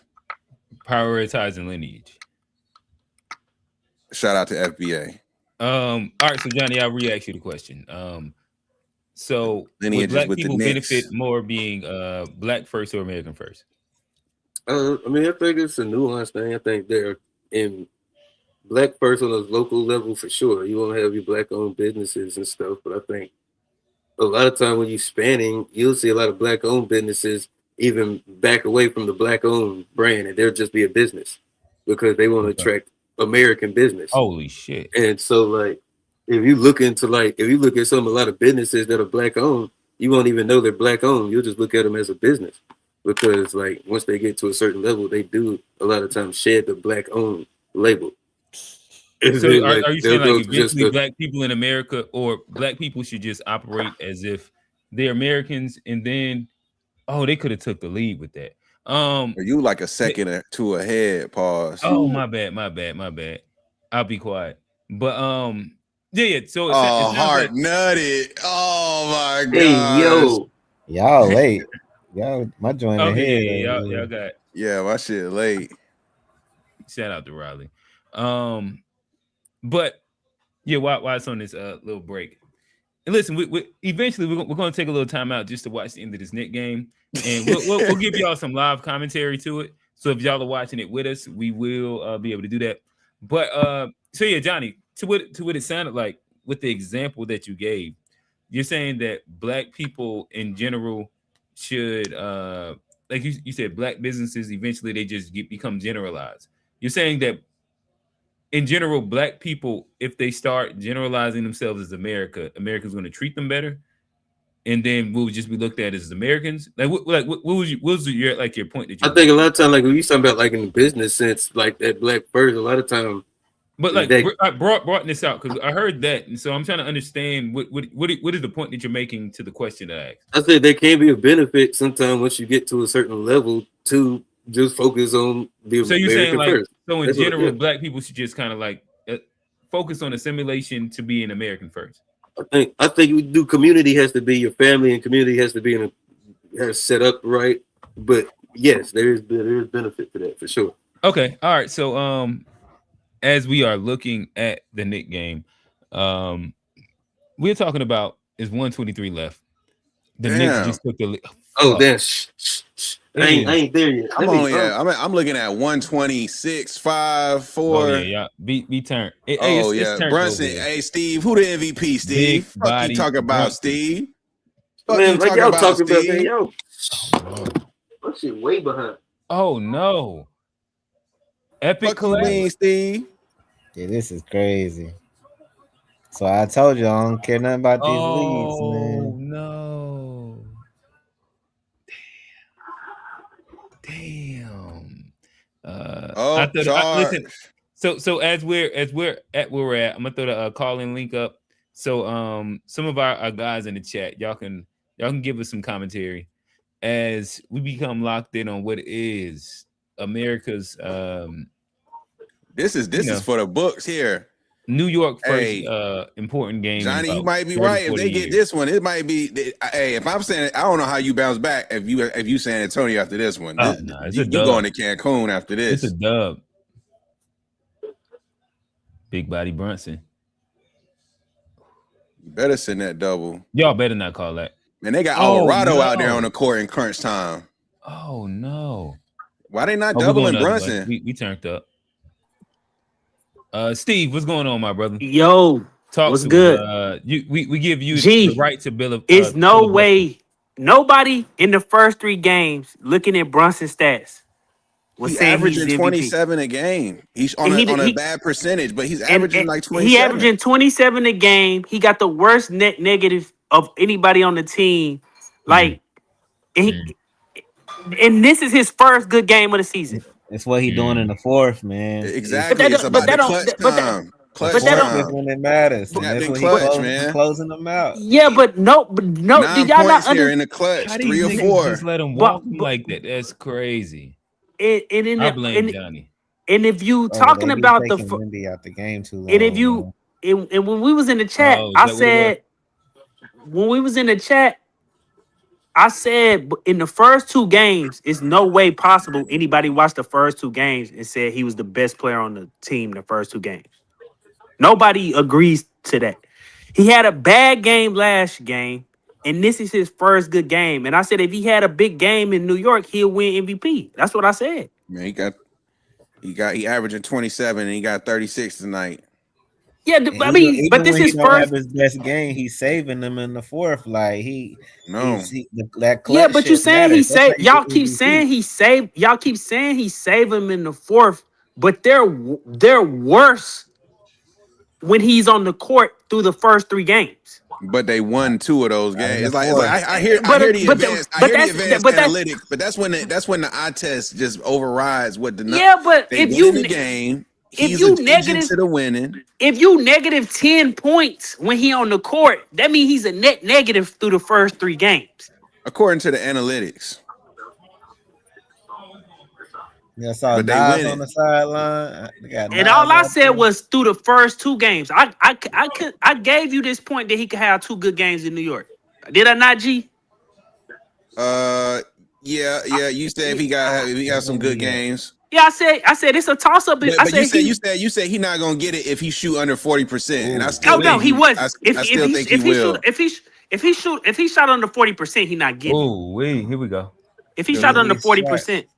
Dang, man, y'all shit is faster than pause. Than mine. It's faster than mine too. That's why I left. Y'all was ruining it.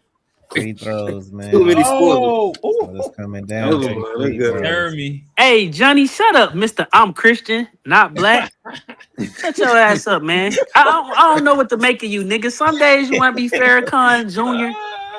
Today you want to be I don't see color. Nigga, when we saying black, we not talking about some surface. We're not talking about some surface level understanding of blackness, man. You being shallow.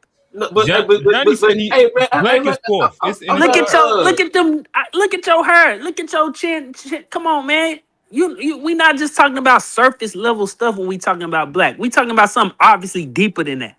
Then And that ain't Johnny life experience. You Josh can't put Hart that blew on the him. layup, and he ain't But boxed out like, my Casper. thing is like, I am black. Like, I get it, but like, I'm also like a lot of other things too. Johnny, and And I we don't Those are get define more we myself important by than Johnny. like Those none are of more those. important than Like, Johnny. yeah, Johnny, we like get I would love to be we get that you for sure. Like, we I get don't care that what you none are. of y'all like. I'm me. I don't think nobody not. I don't think you not people not saying you not a lot of things, but I do find it weird how when we talking about everything, you try to explain away blackness and to reduce blackness, but you want to hype up being Christian. You want to hype up being I was American. making a You want to point. I was hype making a point you that I'm a you lot want of to other hype. things besides that Being though. How South is And being it's a Carolinian. never South been. It's Carolina? never. How is It's being a never been South how I Carolina? define Hold like on. you know How is like being how is being a South Carolinian even in the conversation with being black? You only South Carolinian by the factor of that's where them slave owners decided to take your folks.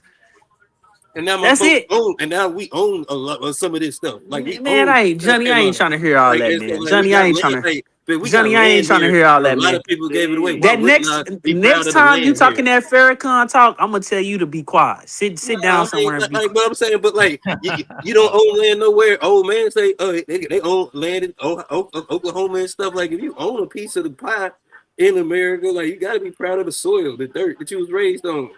Like, why Hey not? G, I'm not John, entertaining. I'm not entertaining nephew, Johnny no more. I'm not entertaining Johnny no more. I'm gonna who I'm gonna nephew. say. I'm Go ahead, gonna just tell you this right here. You can claim whatever you want to claim, but what the world perceive you as is a whole nother thing. You But know that's what I mean? them. You Like, can I get claim it, and what you I claim totally as is understand that. I like totally understand that I'm claiming perceived people the hell differently. they know. Look, I know I'm You perceived Hey differently. Johnny, we can't hear both of y'all talk. But It's a perception that you have. You can have a perception, but it's fine. And you know what? That's your right to live the way you live and believe the way you live. That's part of you being American. That's one thing that is a net positive towards being American. You can perceive to be whatever you want to be, and it's that whatever. But what the world see you as is what they see you as. A transgender could say I'm a woman all they want to, but at the end of the day, they still got a dick. They're a man. So that's all I'm saying. At the end I of the think day, you still gonna I'm be more black. American And than what the that. world Like, is gonna perceive you as, what the world is gonna perceive you as, is black first. And that's all it is. No okay, matter how much money you have, no matter look, what you do or whatever, the I know world's that. gonna perceive you as being black first. I I know, know I that. know, I know. I know that. I know that. But that don't define how I see me. Boy, that That's nigga what I'm Yeah, fucking saying. It's but nasty, I fine. Johnny, bro. completely understand That's that. part of being American. I think the issue is Oh, not how you define yourself. It's what you're reducing. When people talking about blackness, I haven't you reduced blackness to anything. I haven't said yes you nothing have bad because every about it. time we brought it up, I haven't said nothing hold negative on. about being Every like time nothing we brought negative. it up, you keep Johnny, caveating it with I'm more than the skin color. We not just talking about skin you, color. can I I don't can think I G and actually them is go just back on? referring simply to Hold your. on. Well, Can then I what are we? remind Johnny that he said, Johnny, you said Sunday that it's a net Uh-oh. negative to be black. You said it's more of a What? negative Johnny to be said black than it what? is out of anything you said We that are. Sunday. You said Quint just ran it was down. kind Quint of just hurt. ran It down how hurt we're us the more most to be oppressed. black. We're judged morally. Like is it? How is it positive? Like we just ran down how all these things were like. It's not. Damn. So wait, Johnny, you said it's a net negative to be black? Did we just not talk about like a bunch of negative things that go around being Hey black? man, y'all Johnny, might that's need to all I'm Johnny. saying. You might need to stay Oh silent to the post wow. game show, man. For you get I'm just excommunicated. saying. For we I'm had just saying. you. It's okay. Are I we not fuck the most around. Gotta oppressed? let. Like I I mean, fuck like around and clip this and send it to Tariq Nasheed. Had you in one of them Teller videos, man. How you up here talking crazy, bro? okay. I mean, look, like that's just how I feel. Like, but like we are the But most hey, oppressed. Like we Johnny, are the most oppressed. So we not I are we arguing that? I got a question though. Do you see how like that's crazy? But do you see where I'm coming from when I say we talking about blackness and then your instinct is to say I'm more than a skin color, as if all we talking about is just the as shallow as the skin color? Like you think that's how shallow the conversation is that we referring to blackness as only a skin color? That's what I'm asking. Because I that's what think you've retorted. That's what your retort instinctively have been every time somebody mentioned blackness tonight on the show. Because I think they're talking about something deeper. I think blackness is a multi-layered experience, and I think my blackness and my experience is a lot different than most people's. Nobody not no. So you do understand blackness is something deeper. Damn.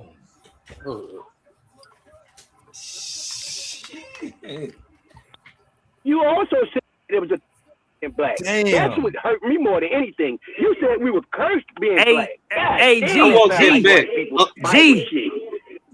we gonna have to. G, can you hear me? MVP. Damn. OG didn't put himself in the conversation after the last game. Too much happening right now. Legendary. OG didn't put his name in the conversation after the last 2 games. That's legendary right there. You are correct. You are correct. The last legendary. 2 games, OG didn't had about 30. He That's didn't put his crazy. name in the conversation with the last 2 games. Damn. 1 second left, too. Look at who didn't box out? And he up there. Damn, he had nobody on him. Free lane. Damn, nobody put a body on him. Tall ass. Yeah, OG didn't definitely put his name in the conversation with these last couple games. What a play, boy. Oh my gosh. All right, again, right now we got 1 second left. This is the Knicks versus Spurs cast.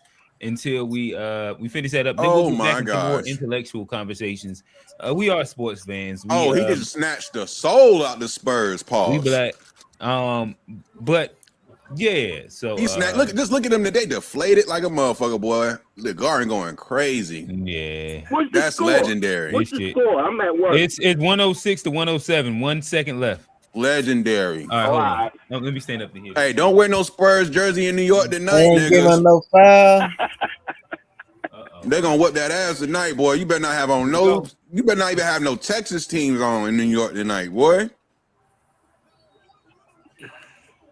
You gotta throw that thing up to the rim. Pause. Shit, it might be a wrap, man. You gotta throw that thing up to the rim to Wemby. You got to. Pause.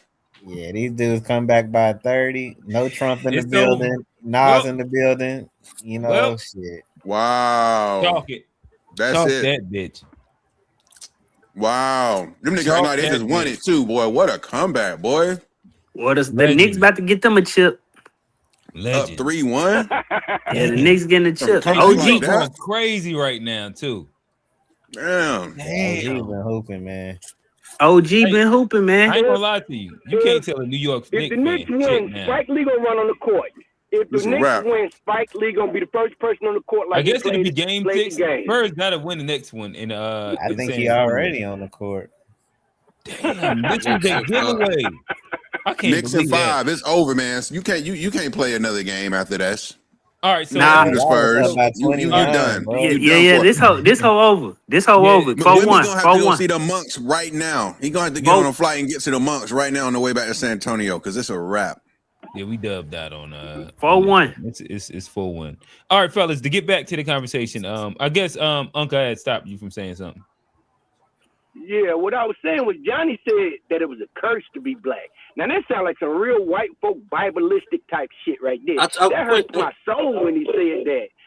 That hurt my soul. You kind of did push back on it. We are cursed people, Johnny. That hurt me. That hurt me, man. Are we not the most oppressed? Like, I mean, there's a case. Like, I mean, like we just walked back a bunch of fucked up shit that happened to us in America, like, right? So that makes us like the most like. I wouldn't say I didn't mean that. I misspoke when I said that. I tried to walk it. I apologize, but like, what I meant was we have the history of being the most oppressed across the globe. Black people everywhere, no matter where you're at, you're probably the most oppressed in the lighter skinned people. Black people in America are treated worse than black people anywhere else because we are the world's mutts. We've been here so long, and no matter where you go to, if you go to England, a black person from England can say, I'm a Nigerian. They ain't treat like, no, but I'm saying they can tell you their roots on where they came from. Our roots are so muddied down that no one knows. As far as we know, as far as we can go back is Alabama. That's as far as we can go back. And you can go whatever, and no matter what you go, no matter everybody on here have white ancestors.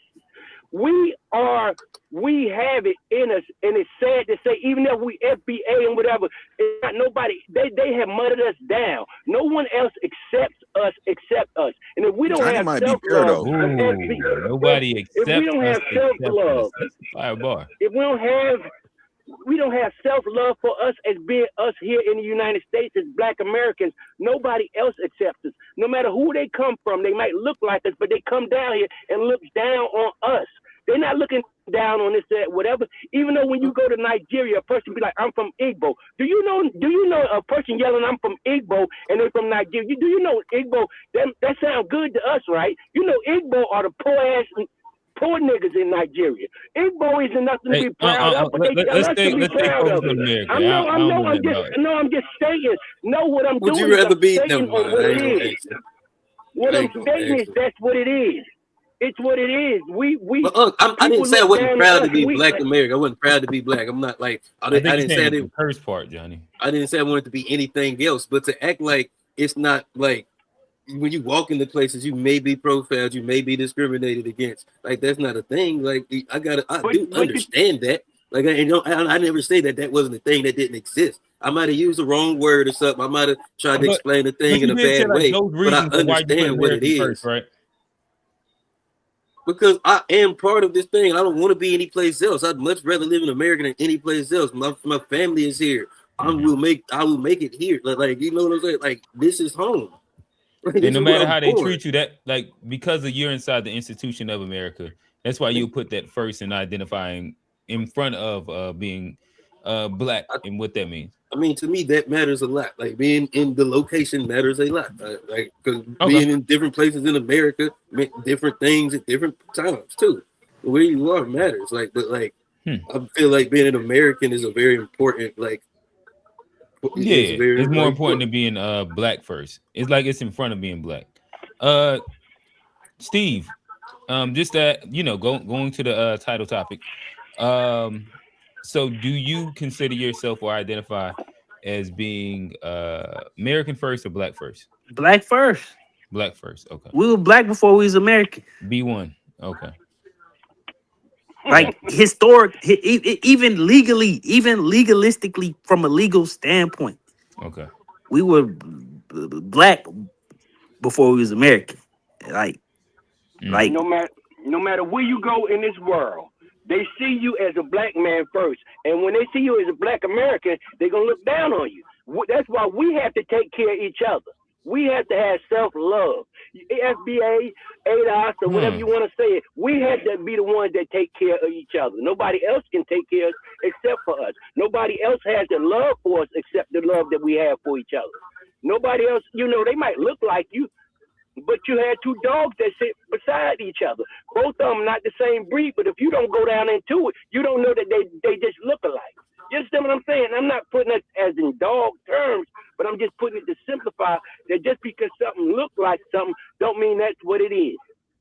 And we are who we are, and we need to be proud of who we are.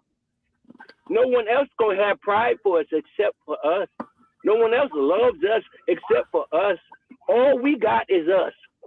That's it. I agree with that sentiment, and that's I agree too. I don't know why you say like I don't disagree with that. But because of that, I'm not pushing back on that. But American, because of that, you put put American. You put America first because of that. Then.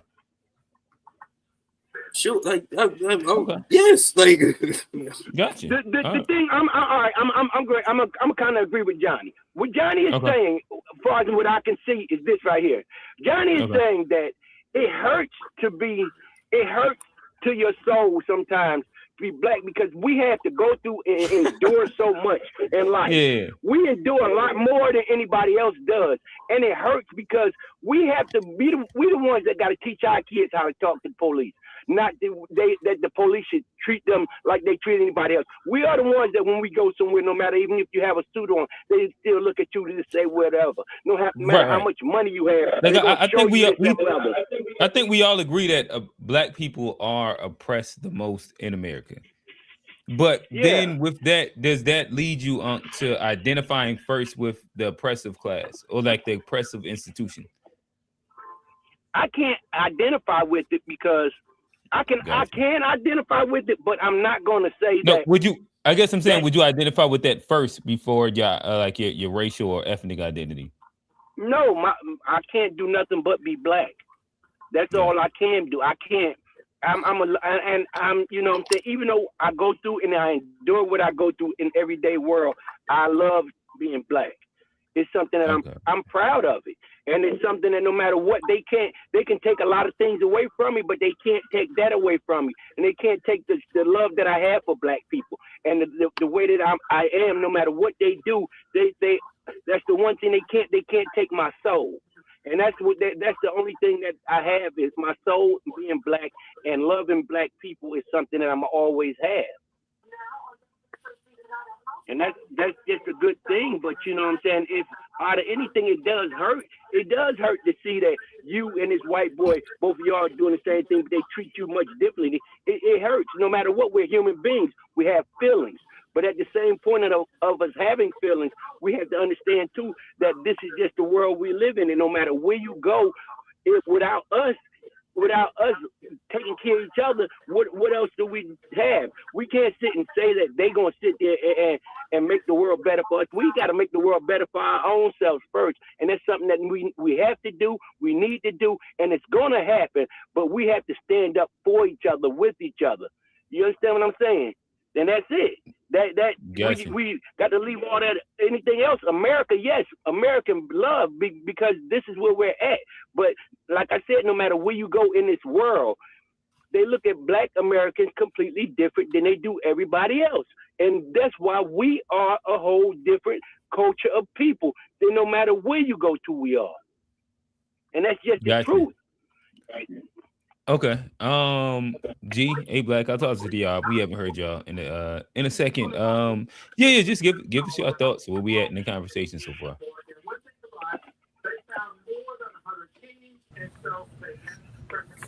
Well, yeah, I got lost on the question. Oh, they were just having dialogue back and forth. It was still around the concept of American versus black identity, and what are the things that would lean you to one side or the other. Yeah, I think that was kind of the gist of what they were talking about. We can go into like different prompts, but yeah, just wanted to get an update from what y'all have heard so far, and then we can kind of keep moving. I mean, I agree with what Uncle was Yeah. saying for the most part. Okay. Yeah, they pretty much, I think, echoing the points he was making. Gotcha. And real quick, Uncle and Steve, just your thoughts on the Karmelo and Cyrus case. If there's a juxtaposition, was verdict given out properly? What's your thoughts? I think the South Carolina one is much more obviously egregious because the claim is that he was stealing, and because he was stealing, you can make an argument that people trying to get their property back or whatever, but it's obvious, like on the video, what they claiming that he's stealing is put back on the shelf. So it's like, what's the point of chasing him at that point? Because if the whole point is that he's stealing and he ran out the door, why would you chase him? And then second, if you also trying to make the case that maybe off screen or off the film that we couldn't see in the store, is if he pulled a gun on you in the store and ran off, why would you chase after somebody who just pulled a gun on you? So that that case makes no sense, like at all. How they got off. Obviously, in the Carmelo Anthony case, I definitely think at the minimum he was overcharged. 35 years or whatever. If y'all go look up some cases in Texas of similar stuff that didn't happen, bro, some kids then got off with 2.5 years, 2.5 years. Who came to school with the intention to kill somebody, So it's just like it's much more egregious because we do got a lot of similar cases recently in Texas, actually on school campuses of students getting into altercations, stabbing another one, and nobody ain't got no 35 years. They didn't got 5, they didn't got 2.5. But 35 is kind of crazy. But I think because of the virality of the Carmelo Hey Anthony Johnny, you got to case, mute like your thing. That's why I muted you. We hear nothing but a bunch of like a woman. I think because of the virality of the Carmelo situation, sometimes those prosecutors and stuff go for, bigger, punishments or whatever the case may be. Yeah. Gotcha. But I feel like in the South Carolina case, it goes like this. You have to look at it like if someone breaks into your house, right? Hold on. Can I say something right quick? Because people keep trying to make this point about going under another team tent, and it's not the point that people think it is. I remember going to any type of multiple school events, track events, and the whole thing about the track event is that's different from a lot of other sports is that you do spend a lot of time with the other teams at the other schools during track events. Like like this narrative of like, oh, people don't go into other people's tents at school events. That's just like false, especially at track events. That's like what they do at track events. You go see your other friends who play on other schools and go sit under their tents and bullshit. We literally got something called a Texas Relays in Texas, and that people who wasn't even on the track team would go to Texas Relays. So it's just like that's not a valid of a thing like that. People making it out to be like, oh, they sitting under people's tents at a track event. That's kind of what happened at track events.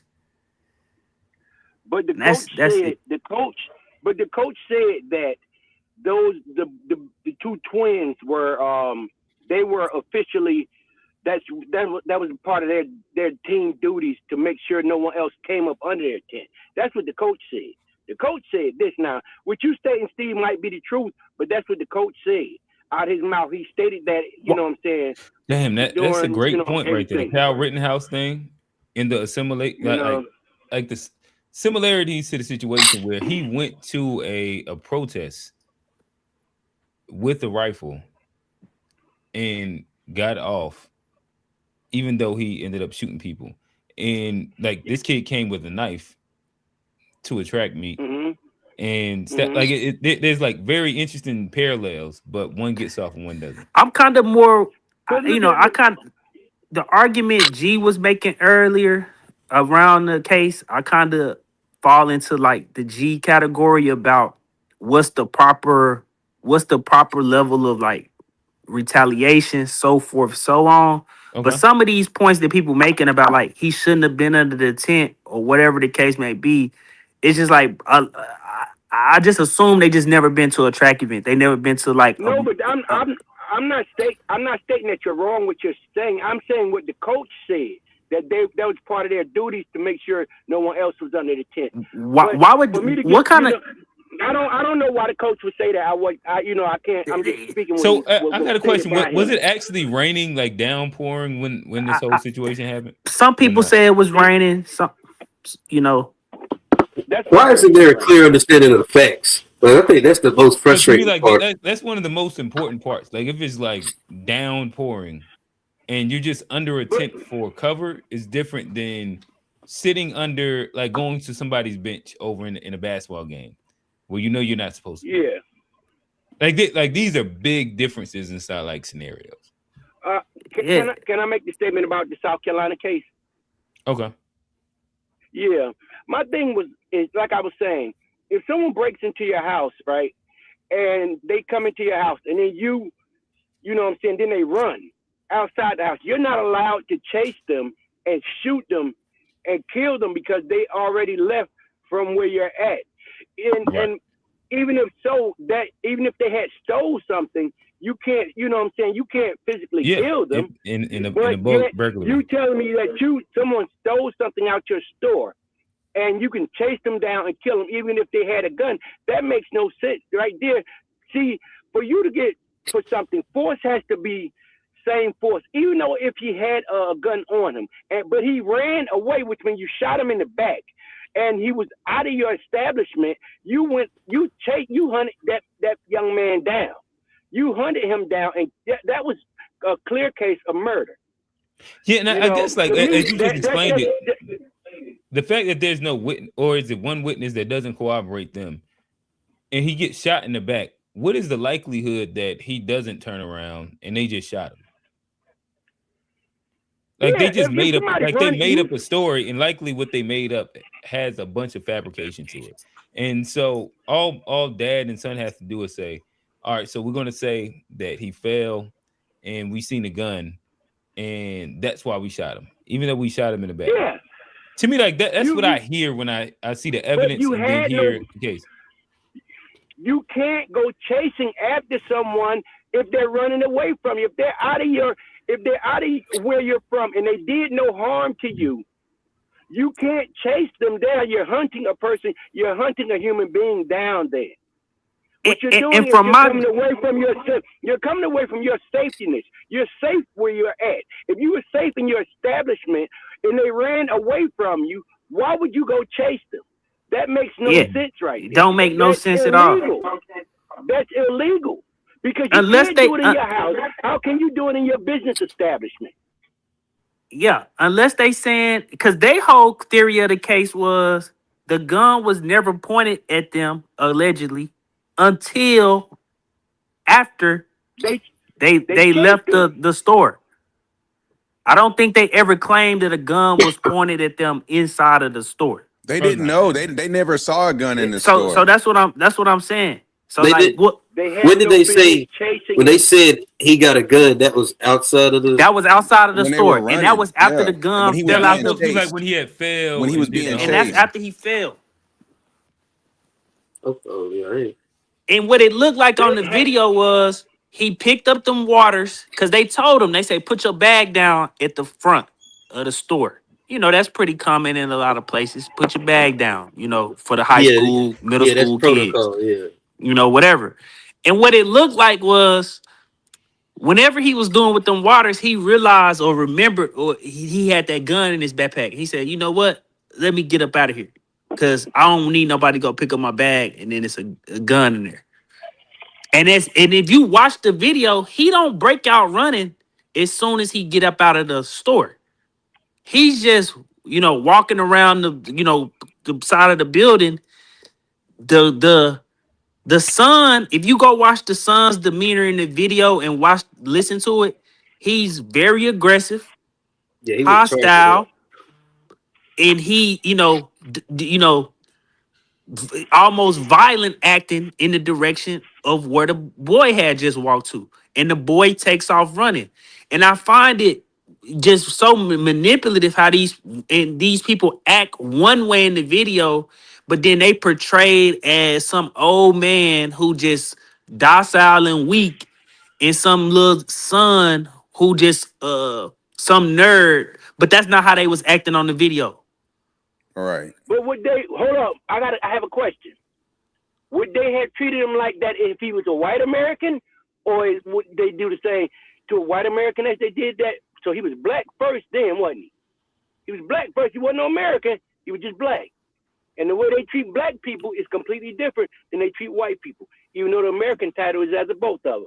Yeah, I feel like that. Playing the African American shit because as long as you don't call them European Americans, you would not call my ass no fucking African American.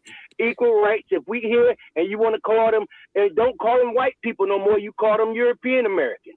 If you're not gonna call them European Americans, do not pout your lips up to goddamn yell and say African American me, you ignorant motherfucker. That's the way I feel about it. Because he was black first. They wouldn't have treated him like that if he was a white boy because he was black first. And that's the way they do I know people in my family who actually shot people intentionally and then get 35 years and killed them and then get 35 years in Texas. Mm-hmm. Yeah, so Texas it just law is crazy too. So See, when you Allegedly, Steve. Allegedly. no, my kinfolk shot him. He did. He admitted. Allegedly. You My online. kinfolk went to court, said his piece, and did his time like a real upstanding individual. And he ain't get 35 years. All right, let me ask something. Y'all got it wrong. Backwards. It's okay. God, Let's hit this over, man. family, tribe, nation, country. That's the order it should be for everybody. Color has nothing to do with it. But that has no. But that's if you believe in God.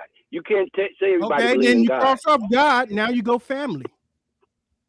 Okay. Like there's like a real order to this shit. Like, and if you don't have a good family standing, then it's tribal. Like and like with us, but see, the thing is that if you don't have family, you can make your own tribe. You understand what I'm saying? Exactly. So off of that tribe, and that tribe can come from it being people that's of you. And that's what I'm stating, people of you. Just because someone has a bloodline to you, don't mean that that's your damn family. Sometimes you have to make your own family. And bloodline doesn't have a damn thing to do with family. I agree with that. And that's why you got all, the Bloods and Crips, the original concept of that, and just us coming together out of slavery. Like, so the whole Black American to me is we're our own tribal nation. That's what people don't fail to realize. We're the largest tribal nation in America, ethnic group that will come together for one cause. Africa wishes they could do this. All the countries in Africa wishes one of their tribes could do this. What we have done, nobody has done. This is why we are so powerful. And I told y'all like a year ago, we are the most powerful ethnic group in the world. No one else is more powerful than us. They have created forces, systems to keep us down. When those things go away, we're unstoppable. Everybody knows this. We're not hated because of our skin color. We're hated because of what we have overcome and what we've done and who we are. I'm done. Yeah. No, you're right. You're right. You're right on, man. That's kind of like what I was saying. We kind of like agreeing. Really. We kind of agreeing on it all. You know what I'm saying? That's for Johnny because he just think black is just a skin color. So, I'm messing with you, Johnny. I'm messing. Hey, check the comments in the back chat. No. But see, and this is what I tried to I tell people at my job this. We are the only group that can handle that group, Steve. And I guess we can say small hats. We are the only group that can handle that group outright. They can't tell us nothing because everything that everybody has done to us, they have done it too. And they have been the leaders in it. But they've been playing both sides.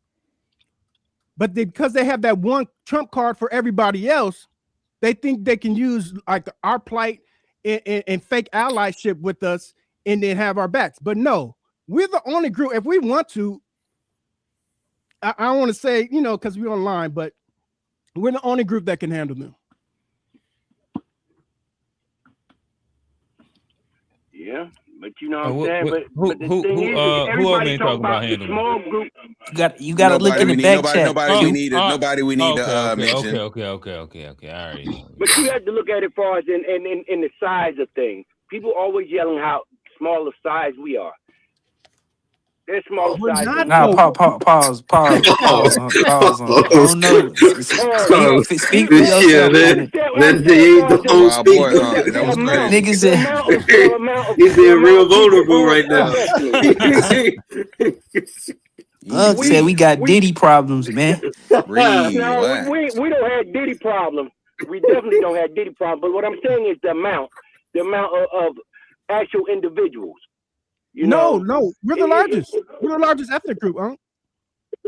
No, that's what I'm saying. That we are a larger, ethnic group than they are, but they have more power than we do when it comes down to world things. It's because of what if you look at far as in it's a whole totality far as in everywhere that they've been and everything that goes on with them. It also has to do with the skin tone as well as we all know. It is what it is. But man, when you say that we're the largest ethnic group in America, what do you mean by that? statistically, factually, absolutely, we are the largest ethnic group in North America. So Hispanic is again, not, I'm asking, what do you mean by that? yeah, Hispanic is not an ethnic group. Latino is not an ethnic group.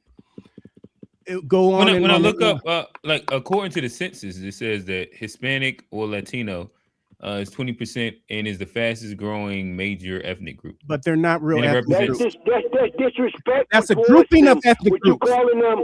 If you look at them far as and where exactly when you say Hispanic, you're speaking of over 50 nations. Damn near 100 and something nations to be exactly. You can't tell me that a person from El Salvador and a person from Mexico is the same lineage. No, they're not. Okay, so y'all are saying that y'all just disagree with how census formed it. But it's definitely way more Mexicans than it is black people. No, there's not. But Mexicans are close, but there's not. Nigga, do you know the population in Mexico? No, we're talking about. Sorry, I did. We're talking about in America. I messed up. I said North America. I should have said United States. Yeah, okay. Oh, yeah, because I'm like, nigga, you making a bold claim now. That's a lot of Mexicans. United States. I'm sorry, I did mess up. But you have to also listen. You have to also differentiate the difference between the Mexicans and also the people from the tribes. You understand what I'm saying? The ones that are the conquistadors, people, and the ones that were, as they would call, Native Americans or whatever. They're two different people, but they're from the same country, but they're not the same people. Because even in Mexico, they look down on the people that's from the tribe versus because the other ones say that they have European lineage. You understand what I'm saying? Right, but they're still kind of all the same ethnic group, and every ethnic group has caste But systems. they're not really an ethnic group. They're not an ethnic group. What they are is you have all these different countries that speak the same language. Anybody that speaks the language. But borders It's crazy. Borders are made afterward. Spanish speaking. Yeah, but borders were made afterward, but in general, like this big landmass that was South America. This was a big landmass of similar people that, like depending on how they ended up drawing the borders, we would just name them different things. But generally speaking, like same difference if we say European American. Like there's mad European countries, but they're saying that they're from this like specific landmass, and that's the ethnic group that they represent. Well, this is what I was saying. That's what I'm telling you is the difference is that they're not all the same because some of them are native to here. The rest of them came from European lineage. And that just because they speak the same thing, you don't hear them saying white Mexican.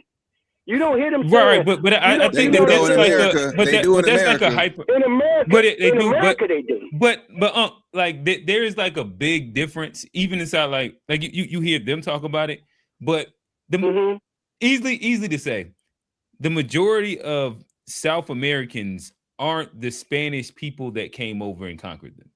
Like phenotypically they're different. I understand what you're saying. But to say that they are, a lot of them, if not a good percentage, has mixture of the Spanish people that conquered them.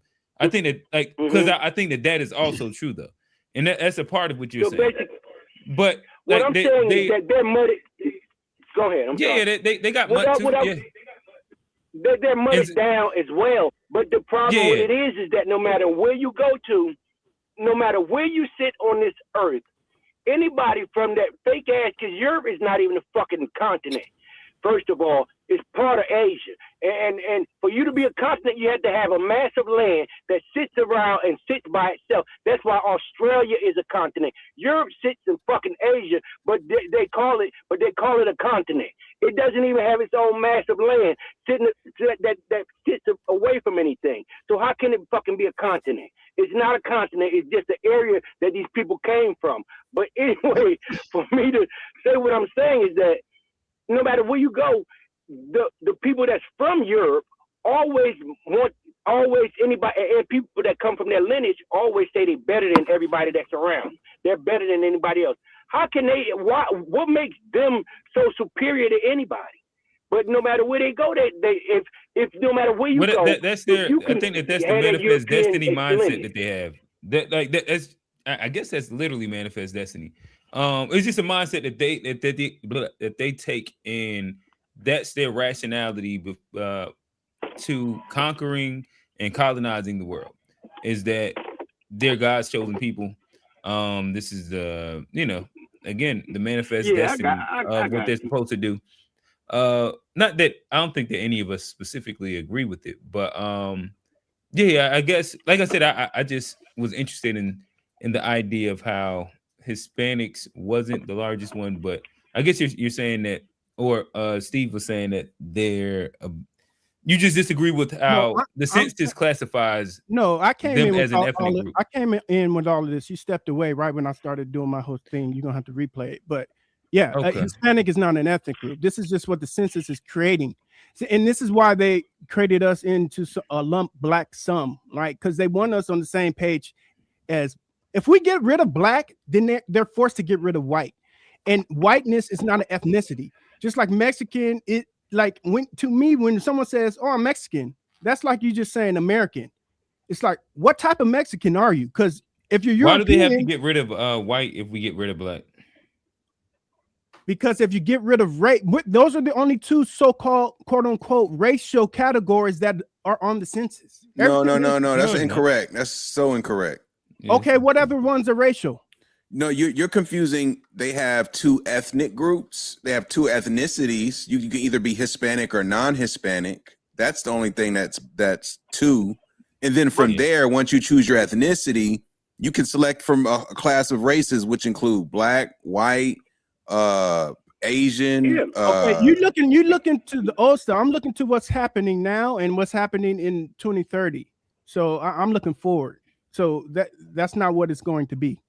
But on a census, didn't it state whether you say Hispanic, are you a white Hispanic? If I'm correct, I remember seeing white Hispanic on the census. Yeah, it always. It's like three. I think it's non-Hispanic, and then Hispanic, and then white Hispanic. I don't know. G, you could probably. Yeah, it was. No, I mean, look, I'm looking at it right now. But the thing is that right now, they have.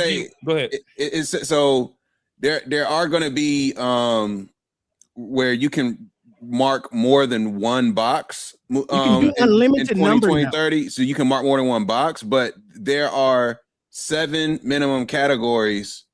And so it says instead of choosing a race and then answering a separate question about Hispanic origin, they can choose or they can select from 7 minimum categories in a single question plus a write-in option.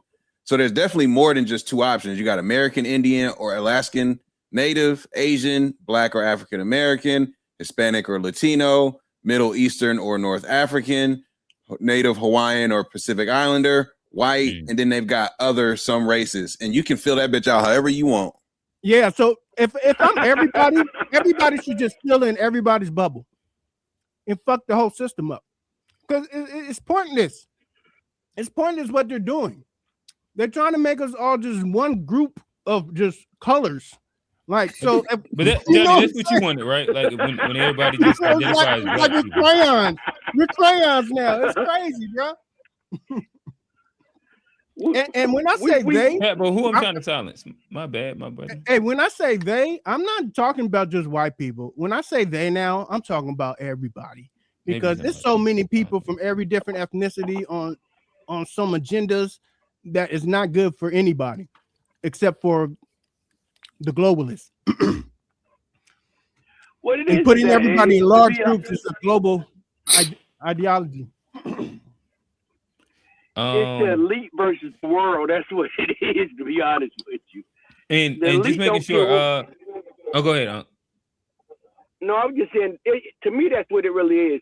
It's the elite versus the world. The elite don't care what you know. What I'm saying you will never get on their level. So whatever it is, they just puppet masters and just play with us like toys. That's what it is. You know what I'm saying? You can get to a certain thing, but you're not gonna be where they are. I'm talking about the world controllers, not just the people that control America, the ones that them families that control all the world and all of that. You know, so they don't care. They know who they are, and they just laugh at you because you'll never get on their level. And no matter even the whitest, I'm white, they still look down on them. So no matter what it is, always somebody that has somebody to look down on. And the elite look down on everybody, and they just laugh at everybody else just being stupid, being racist and all this stuff towards each other. But at the same point, no matter what you are, you should be proud of who you are. That's the end of it. You know, that's the end of the day. It's nothing wrong with having self-pride, self-love, or whatever. But you know what I'm saying? To sit and say that, you know what I'm saying, that you're inferior to anyone is kind of crazy. No one should ever feel like they're inferior to someone else because of the tone of your skin or whatever, or ethnicity you come from or whatever. But it is what it is. That's what it's going to be. It's always going to be like that. You have some people that just call it self-hate. Some people hate themselves. And they hate, you know what I'm saying? I hate this black skin I'm in. I hate because I'm black. I hate when I go outside and these white people look at me, I'm just a nigga to them. Oh, I hate me. You sit around and do that, you're going to be miserable son of a bitch the rest of your life. Now, I'm not saying that's you, Johnny. Don't get mad. I'm not saying that's you. I'm just saying that's how some people are. I mean, but it's cool. Johnny, don't be a hit dog, man. It's all right. No, I'm not saying that's you, Johnny. I'm saying that's how some because if people it is me, you can tell me, Johnny, I didn't. Johnny, you know I don't have a damn problem with saying it's you. If not, you know we got a better relationship than that. If I got something to say to you, I'm gonna say it to you. Johnny, did you feel like you identified with anything that he said? No, I love myself, so I don't know what. Hey, Johnny, what about your skin? I love my skin too. Hey, Johnny, personally, I like it. Do it make those? Never mind. We'll keep going. Johnny, all I gotta say, he probably saying sometimes we have a hard time figuring out who's more black, you or Trey. That's what we're trying to say. Oh, well, listen, I didn't say that. Old man said that. Yeah. I mean, I think it ain't no more black. You either black or you not, right? There's a competition now. Hey, the whole thing is friends, bro. Yeah, it's always a competition between y'all two. It's a race, nigga. Hey! If it's a 100-meter race, y'all the last two that can get in. Who gonna win? Who got I'm giving the edge to Johnny, man. I'm giving the edge to Johnny. Johnny winning that one. Johnny gonna win that one. Who got the keys? Because none of y'all had the code. So y'all ain't got the code. Who got the keys? I'm in this. You said who got the keys? We been at you. Hey, Johnny, this spaceship built with 5 keys. This DNA only. For the code. This spaceship is DNA only. Oh, you can see my nah, DNA. But you know it. Johnny, you have a right to believe in anything that you're saying, but I wasn't saying that to say that was you, though. I wasn't saying that that's who you are, but you have people that's out here like that, like the character of the Boondocks. You know, you have people that's like that, and I don't see you being him. I really don't. I don't see you being him. It's just that what it is you say things sometimes that a person might think, but you say, fuck it, I'm going to say it. Because I feel like sometimes, you know what I'm saying, everything that you think ain't meant to be said out loud. But hell, if you say it out loud, and you make a motherfucker mad. Sometimes you got to goddamn crack an egg to goddamn make an omelet. You understand what I'm saying? And you don't mind goddamn cracking that egg. That's it. Be who you are, Johnny. Goddamn, we not looking. We looking for MAGA Johnny. We don't want goddamn. We don't want Martin Luther Johnny. We want MAGA Johnny to be MAGA Johnny. If you're gonna be MAGA Johnny, goddamn it, be MAGA Johnny. Fuck I'm a centrist. I don't like be Johnny. I'm middle ground Johnny. Goddamn, you know, president falling asleep, farting and taking shit behind the building and shit. Goddamn, that's MAGA. That's King MAGA. King MAGA takes shit on the side of the White House. Today that's King MAGA. We've started to meet Captain Johnny. That's what I like to call him. Okay, that's Captain what it is. Johnny. The Captain Johnny. That's Captain Johnny. That's like Captain America, Captain Johnny. American first. We got you, Captain Johnny. Yeah. Captain Johnny, instead of having American star and flag and stuff, he got a big Trump shield on the back of his goddamn tape. I don't like Trump. Like, I've never said nothing like I don't like Trump. Somebody said two funny things. Johnny, if we roll the clips back in the day, you weren't trying to shoot him no bell. He did.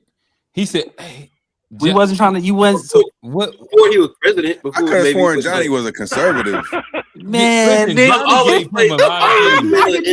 was. Niggas remember.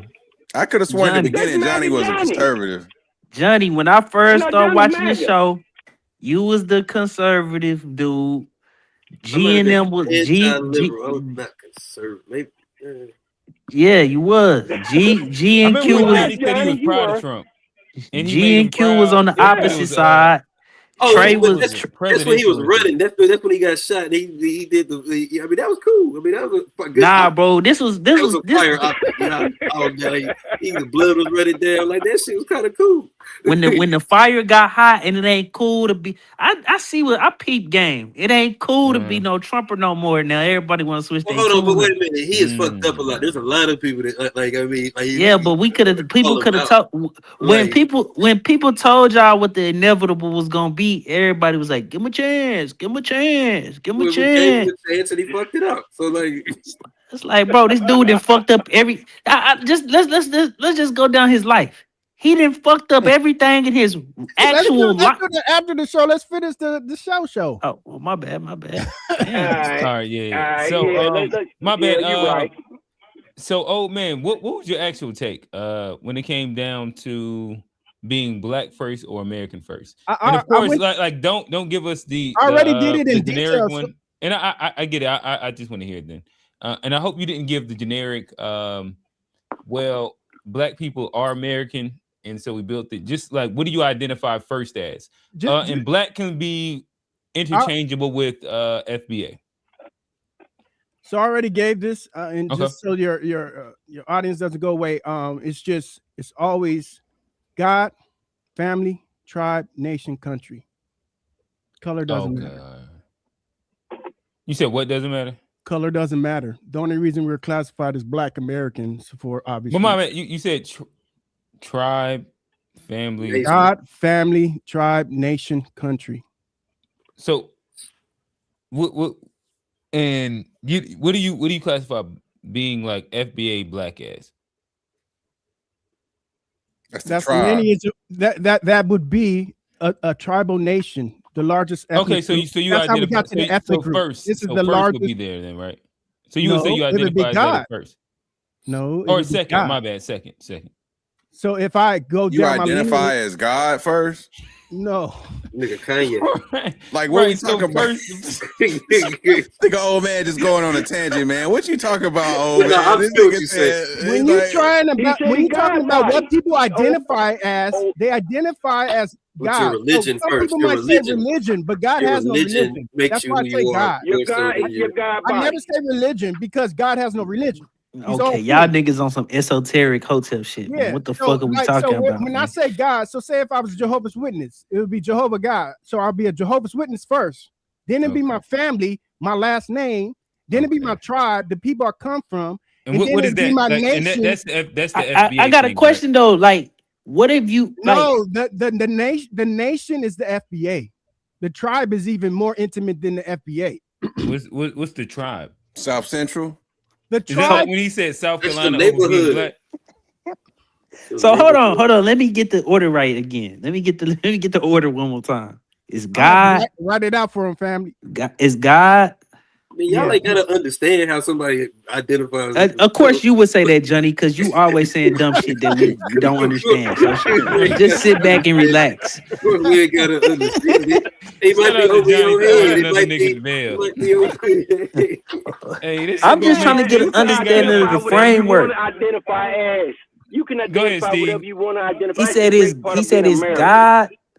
Then what, old man? Family. Yep, that's your last name. Okay. Tribe. Which is FBA? Nope. FBA becomes a nation. So what's the tribe? The tribe is your tribe. So in a nation, You can have multiple tribes in the nation. Hence, tribes, American Indians. There's multiple tribes. No, I understand. Like in modern time, like when we talking in like reality of right now, what is the tribe? So like, so my tribe, it doesn't even make sense because I have so many multiple tribes that my lineage is connected to. But the first one and the most recognizable one would be Choctaw. But I have no connection to that, so I wouldn't even say I am Choctaw before even saying black, because it wouldn't even make sense because I'm not even connected to it. Okay, so in like, even though it is like for most tribe. people right now, if we're just generalizing, so the next step would be nation. I'm guessing what you're saying is FBA. FBA, and okay. FBA is a bunch of different American tribes, people who don't classify it as tribes, but they might be Aboriginals or classify themselves as whoever were here during the what else could be inside of the United tribe? States. Huh? Like you said, Aboriginals. What else? The first people here before this became a United States of America. Those people that indigenous people, however you classify heritage or indigenous historical. Anybody else? I already said American Indian, right? Yeah. Yeah. Okay. Yeah. Oh damn! So like nobody that was brought on slave ships and that? No, they classify as that. They're Aboriginals.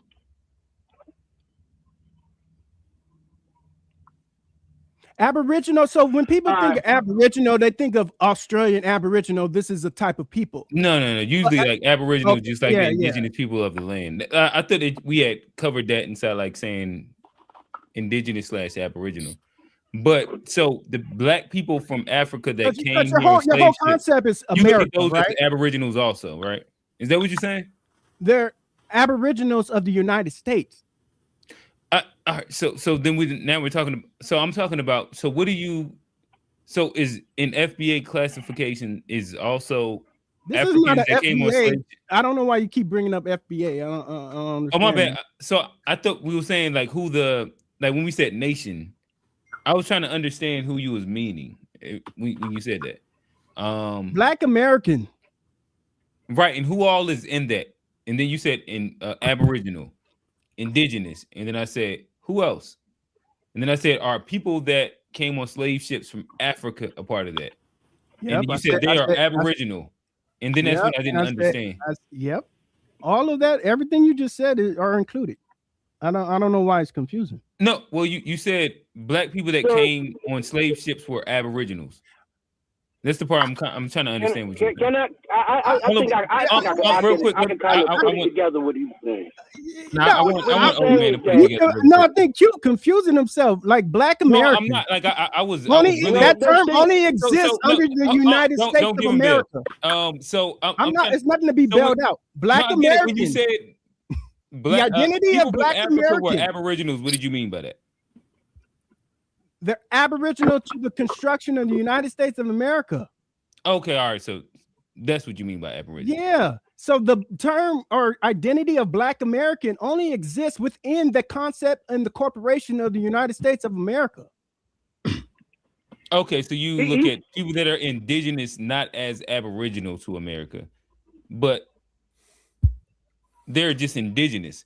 But anybody that was here at the start of America, including like white folk, they will be Aboriginal too, then, right?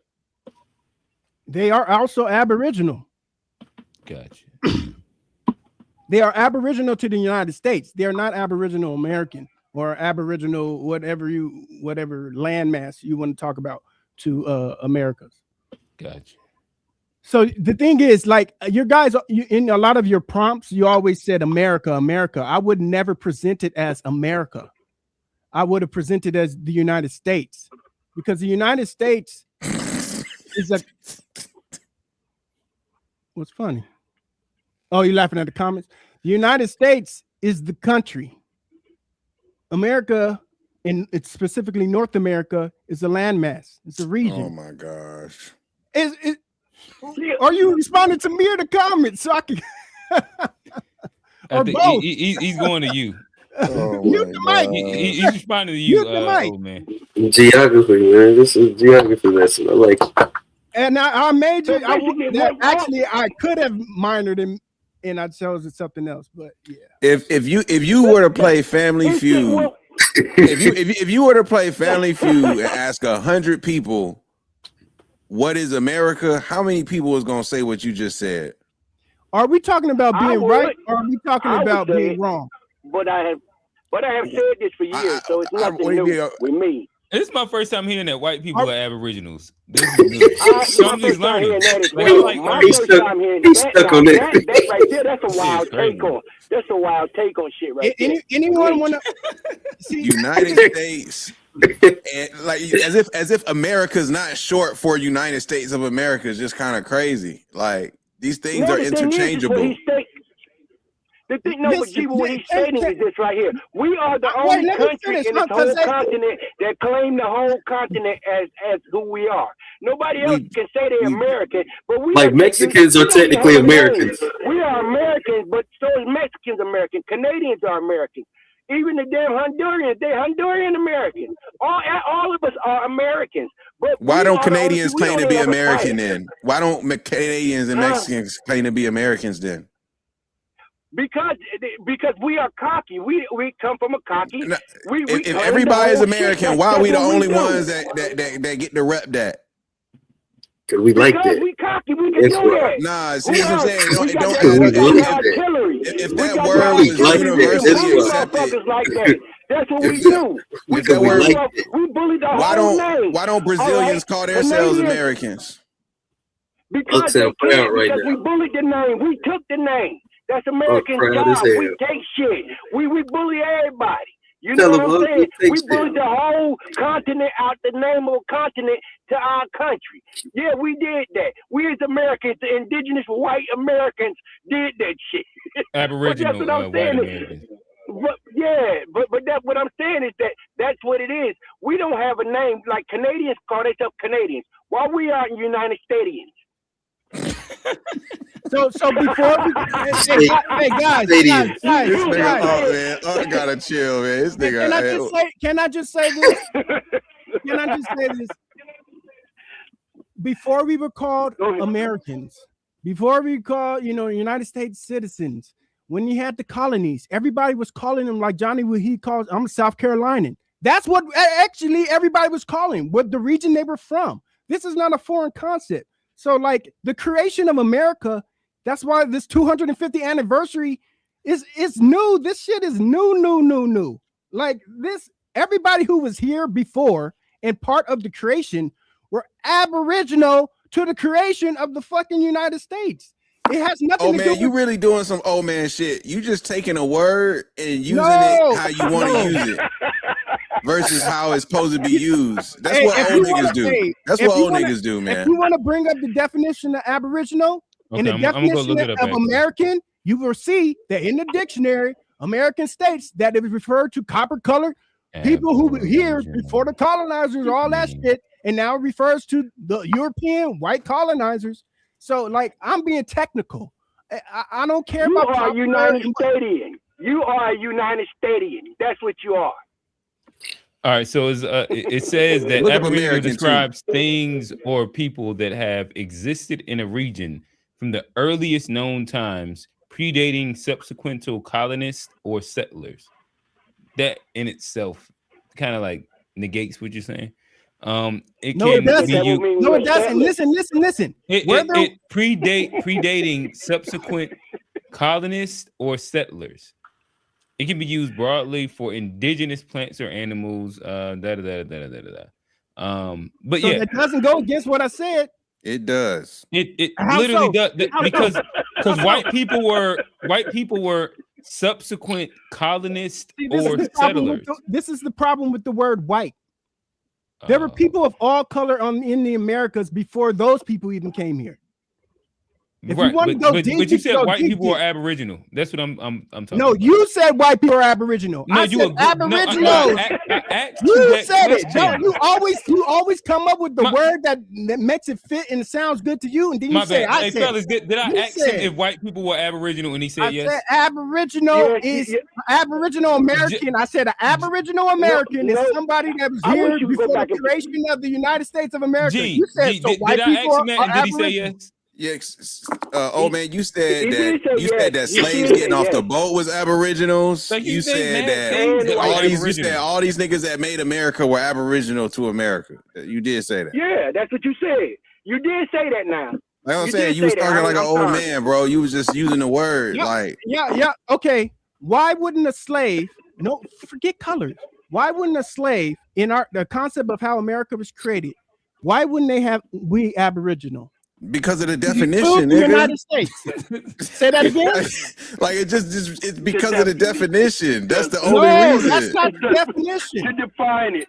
We just read the definition. Now you saying that's not the definition. Man, that is when y'all young people are so relied on this AI shit that changes every week to week. Oh Lord, nigga, that was a dictionary definition. That was an AI definition. I just looked at it when he said it. That's the first thing I check when everybody Google search. I'm like, oh, they ain't AI. Oh my gosh, now we got to pull out a real book encyclopedia to look up Aboriginal. Actually, nowadays you need to go to the authentic definition. So if you want to go to the 1828 Webster's Dictionary and search. And it's a website and search what is the definition of Aboriginal. I got a dictionary around here. I don't know where it's at. Man, but you got what website? So you say I gotta go to 1832, nigga? 1832 dictionary where they said that black people was 1/5 of a human being. That was in the dictionary too. Like, what about just? All right now. What about good old just Merriam-Webster? Like that was established 1828. You don't want to know what Merriam-Webster says? Don't you want to go to the earliest book when these terms came out instead of what is happening now? Nigga, with all this technology. What do you nigga? I just said Merriam-Webster 1828. Is that early enough for you? I said my dictionary 1828. That's what I'm saying. All right, 1828. We on the same page. If you go in there, look up. Can I read it? Hey, matter of fact, or black person and see what they say about us back then. All right, put it in private chat. I got you. Straight from Merriam-Webster, 1828. Just like old man wanted. Okay. Come on, man, old man. You got to just stop this foolery. Okay, read it. That's pre-Reconstruction. Read it.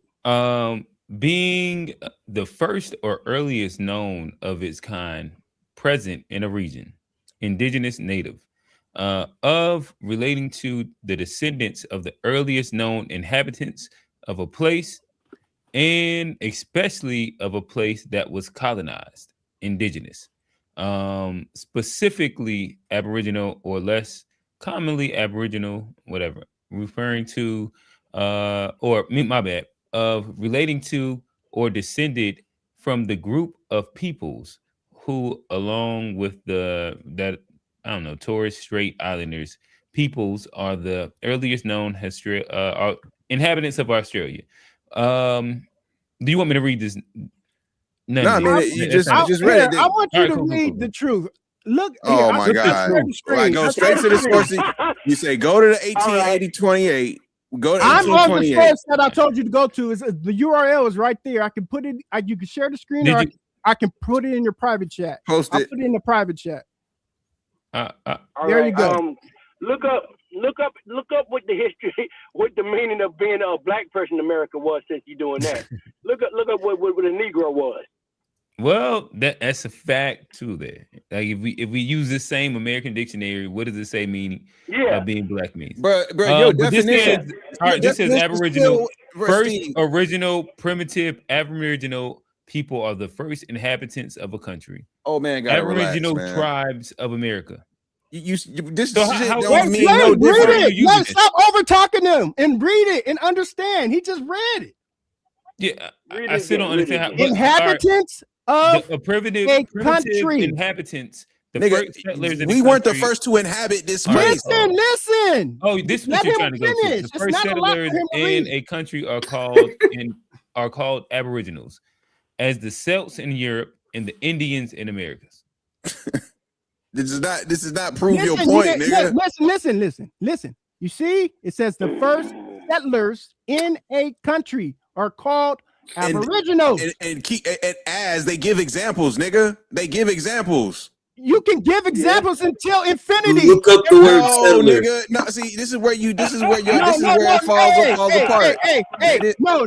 They didn't say like slaves in America. They said like Indians in America. What are the first inhabitants of a country mean to you? Wait, go. Why you on? I'll can go back. First, original. Wait. Let me just finish the question. Just listen. What does first inhabitants of a country mean to you? And what does first settlers in a country? What does those two mean to you? Oh, geez. I was here before anybody else got here. Yeah, get color. What does that mean to you? That means it says original or primitive inhabitants. I just explained what it means, bro. It doesn't mean that's it. Listen, okay. I'll just tell you what it means to me, and you can just say you're wrong. All right. So when someone says first inhabitants of a country, and they say the first settlers of a country, that means those are the people who were here before the country was created. There was a lot of different people here before the country was created. That doesn't make them indigenous to this landmass. That doesn't make them native to this landmass. That makes them aboriginal to the building of the country of the United States of America. Oh man, just because you got loud don't make it correct. No, I'm right. Whatever you want to say, I'm right. You should have went to Merriam-Webster 1728. He right. So he right. I guess I know y'all. I know the phrase Aboriginal is tied to a specific type of human being that we have seen in Australia. No, we're not talking about that though. We're not making that. Nobody's saying that. I'm just saying, either I'm wrong or you're right and you're right. No, all right. So old man, I guess this is where I'm interested in understanding your POV and what you're talking about. So, how would you say that Africans off the boat are Aboriginal to American then? So, because they weren't a part of the first settling class. Hey, y'all conflating the landmass with the country. No, right now we're not. We're being like very like this question is now very specific to a statement that he said earlier that deals with the United States of America and its its beginnings. How are they Aboriginal to the United States of America? But this is the old man. He asked me a follow-up question. So the people who came here on slave ships, okay, did not start after 1776. They were also here. They were actually brought here for that purpose. Oh. So they become Aboriginal to the creation of the United States of America, the country. There is no country. They're only colonies. I'm not saying they're Aboriginal. You're trying to argue that because there was no sovereign quote unquote country called the United States, that the people who were here prior to that beginning, as long as you made it here before 1776, you're Aboriginal, and that's just not true. It is true. What I read and what you saw is 100% fact. I'm very literal. You might not be a literal person, but if you read the words without emotion, that's what it says. You can't make this emotional. I just want you just don't understand words. Okay, I must be illiterate. I'm gonna get my degree back. Is that TBI? It literally it's crazy to read a definition and then ignore the examples. The Celts in Europe, the Indians in America. So it gives a definition and examples. None of those examples speak to what you're talking about. But it doesn't mean the examples stop there. It doesn't. I'm not saying it stops there, but the examples are along. They have to go along those lines. Your examples don't even go. Man. They Man, don't I'm fit. right, man. You let it- fighting losing battle. Right. Let him. Let's hear Fat Boy. Let's see what Fat Boy got to say. Go ahead, Fat Boy. Speak, young man. Well, before Fat Boy goes, Quincy was here first. I do want to allow. Okay, go ahead. I'm Quincy sorry. That's what I was talking about. Quincy. Go ahead and let Quincy say what he's saying. Oh, so way back, German Americans are actually the biggest ethnic group. Black Americans are the second biggest ethnic group in America. And it was right about Hispanics. They just all lumped together. Cuban Americans, Mexican Americans, Puerto Rican Americans, they all just lumped in together. But as far as like one, it's like German Americans and then Black Americans. Okay, I saw that a while ago. You also don't agree with how the census identifies ethnic groups, and that's where your main argument is, right? Yeah, well, see, yes, because we are in a transition period. I'm pretty sure I said this on the show before. We in a transition period where we kind of moving from race into ethnicity. They trying to say it's a country of immigrants, and that's starting to be reflected in all of the forms and the what is it, the census and all of that stuff. They actually updating it. Like even you see, I think Asians actually have a real good breakdown, like all kind of check boxes for all the different Asians. It's not just like one check box for Asians. So I think we're in the transition period and people trying to kind of get the language right. But yeah, but like I mentioned, y'all conflating the landmass with the country. If the first reported, from what they said, 1619, the first slaves arrived, but I heard 1521 at some point. But so we just say 1619, which is about 150 years before 1776. Then what would you call those slaves who've been sitting around slaving for 150 years before the country was created? What would you say they were to America? They were indentured servants. I think they were indentured servants first. Let me answer the question here. No. I'm talking about to America. To America, they are part of the fabric of America. They are like the creation. The thing is, because you're here at the inception of something, can make you say original to America, but aboriginal means something else. That's all I'm saying. Original and Aboriginal are not synonymous. Do you tie Aboriginal to the landmass? I tie it to the location. Yeah, like who was here on the land out before? No person was here on a land before it, so that it can't be about the land. Oh my God. Well, people. Let me. If you have that definition, then there's no Aboriginal period. But yet we know there are. The term means something. Like we create, like language, like words get created to describe things. And all I'm simply saying is you're using Aboriginal out of context. That's like the point you're making about Black people being here at the start of America as a sovereign country is undeniably true.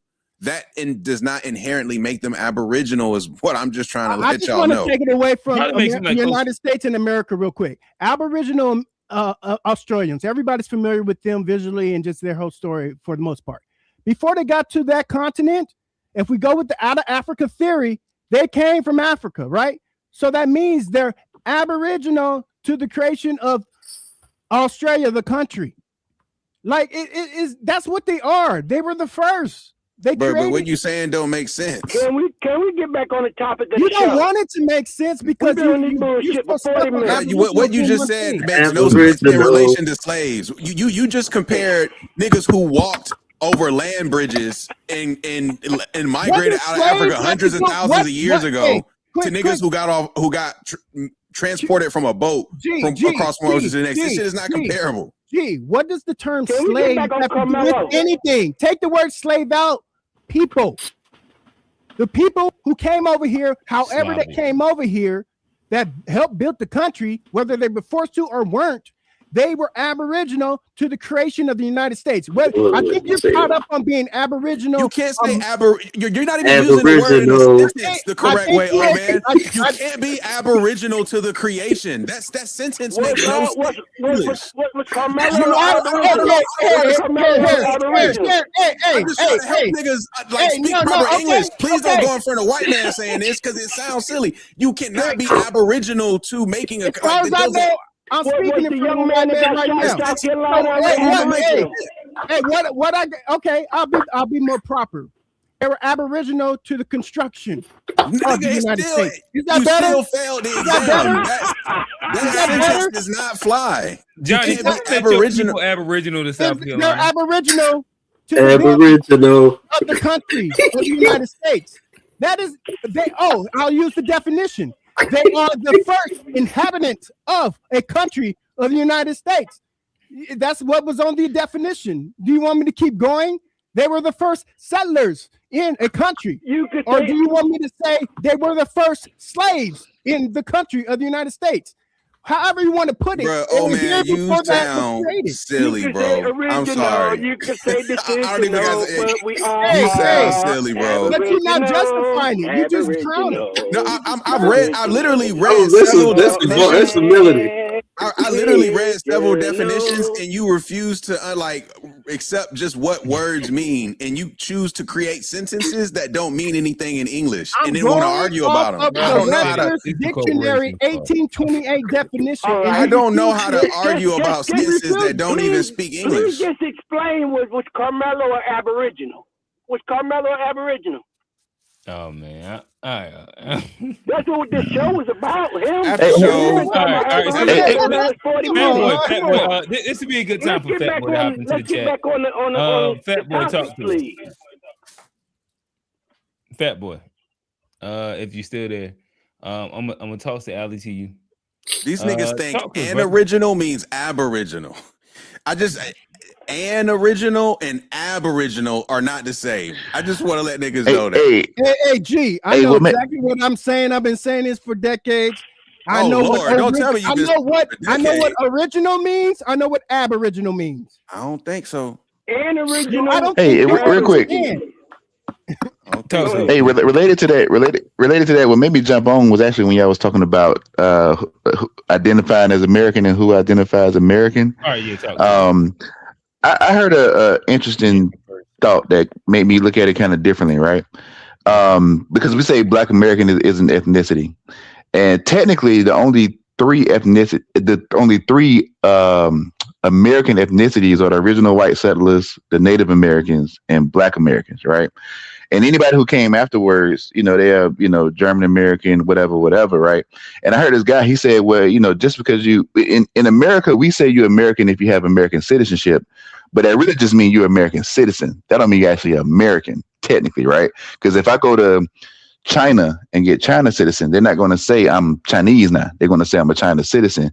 But in America, we just don't say it like that. We kind of use shorthand language or whatnot. So it was just a interesting. I heard a guy say that and it kind of stuck in my mind ever since that. People say they're American. I'm like, you Indian. You just showed up yesterday. You ain't American. You're an American citizen. And it's a difference between being an American citizen and being an American, like an ethnic American. And I think people kind of try to. I think in general, overall, we kind of blew past. What's an ethnic American, Quincy? Just so I understand, what's an ethnic American?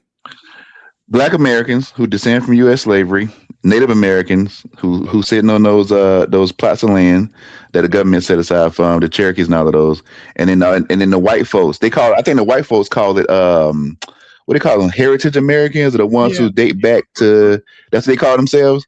Like those three groups. I got an interesting question for you. So you separate Black Americans and Native Americans? Yes. The original three groups. The original three groups. Okay. But my understanding, Quincy, when you ask that question sarcastically, Q, he's not saying that the Native Americans, so-called American Indians, weren't also Black. I thought he just said that there was three distinct. I should ask him. No. Right. Yeah, the three original. Anybody who descends back to those three distinct groups, those are ethnic Americans. Now, granted, we Black Americans, we mix all three. That what makes us unique. We just mix all three. It is what it is. But yeah, But they so all that's started differently, though, right? But that's what made them distinct is that they was like different. But it doesn't mean they look Yeah. differently. Okay. But it doesn't mean they look differently either. Q. But an ethnicity gotta mean something, right? Like phenotype is a part of ethnicity speaks to some differences somewhere, right? Yes. But it does. But ethnicity also does have a beginning too. Yeah, and like Black Americans don't. What makes the white Americans, heritage Americans, ethnically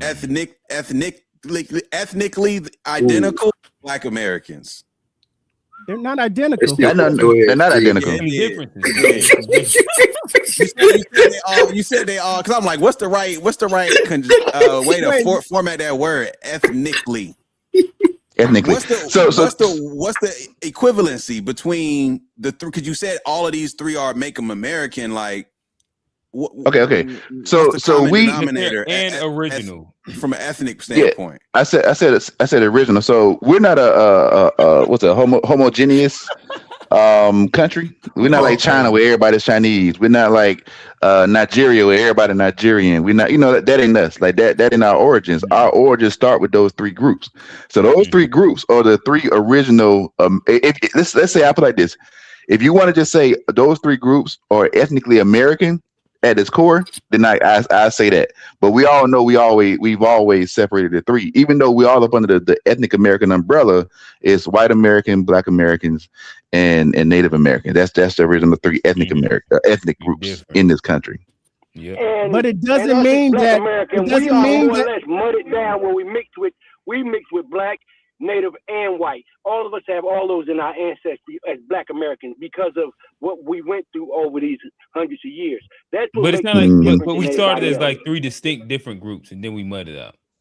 Okay. Well, they had there was an act. There was I forgot, it's like the Virginia Act or something where they reclassified all of the Native Americans in Virginia to be Black and to be Negroes. we went So through and this then of one course some Native Americans, huh? No, I said we went through. Yeah, that's what I'm saying. So this happened. It's They like, fight me back when I went to that. I had to give them like the 1830 definition, the 1924 Act. I had to give them all that. They still didn't want to accept it. So it didn't for a reason. What about what are they? The They don't want to accept in the facts. Appalachians. What are the Melungeons? Because they don't know what the hell they are. You know the ones see, that in the Appalachians that look black, white, and all that stuff. Oh, the purple people. The Melungeons, yeah. The Melungeons and the Appalachian Melungeons. They got like blue skin. It's crazy. Hey, Quentin, you know how I explained to people what you said about the difference between America, citizenship, and all that stuff? I just say you're ethnic American or you're a United States citizen. I don't even put American in the other part because that's when they get confused. See, we just say American and everybody lumps it into the United States of America. So that's why I just say you're either ethnic American or United They States don't look citizen. black at all. The Melungeons. And look for the record, I understand why when it comes to Black people speaking about Native American, why the conversation get kind of funny, because back in the day, Negroes did get a little too happy with saying they were claiming being Native American. Not saying they was lying, but you know how a lot of times Negroes want to run from being Black and grab something else, grab whatever they can, and that did happen, and that kind of. Yeah, that is true. But I'm just saying that I think the reason why when it's said out loud, it gets the response that it does is because of how people treated it back in the day. And so we kind of conditioned to just, nigga, you ain't no Native American. We kind of just brush it off when the truth, when they was doing too much. It was kind of used like the flex. The Melungeons, they have darker skin. And they have features of everything. And that's a weird combination. They didn't know what to call them. Look at them. They didn't know what to call them. That you know what I'm saying, because it's black and white colors, but you can still see the black undertone on their skin, and you can tell they're not all the way white. They're not black. They're not You know what I'm saying? That's like the muddy. What they did was all of them got together and just created a whole group of people. Now that's a group right there that's something different. You feel what I'm saying? But us as black, we have more. We do have a lot more. If you want to put it down to African into us, but we're not African because it's weird to say we're not them because we're so removed from them and the way we're mudded down completely different. But even though as far as in the skin tone and things of that nature, it comes from that. But we're not the same people. We're just not. We're not them. We're not the Melungeons, but you know what I'm saying? That's what I'm saying about mudding down in America, them.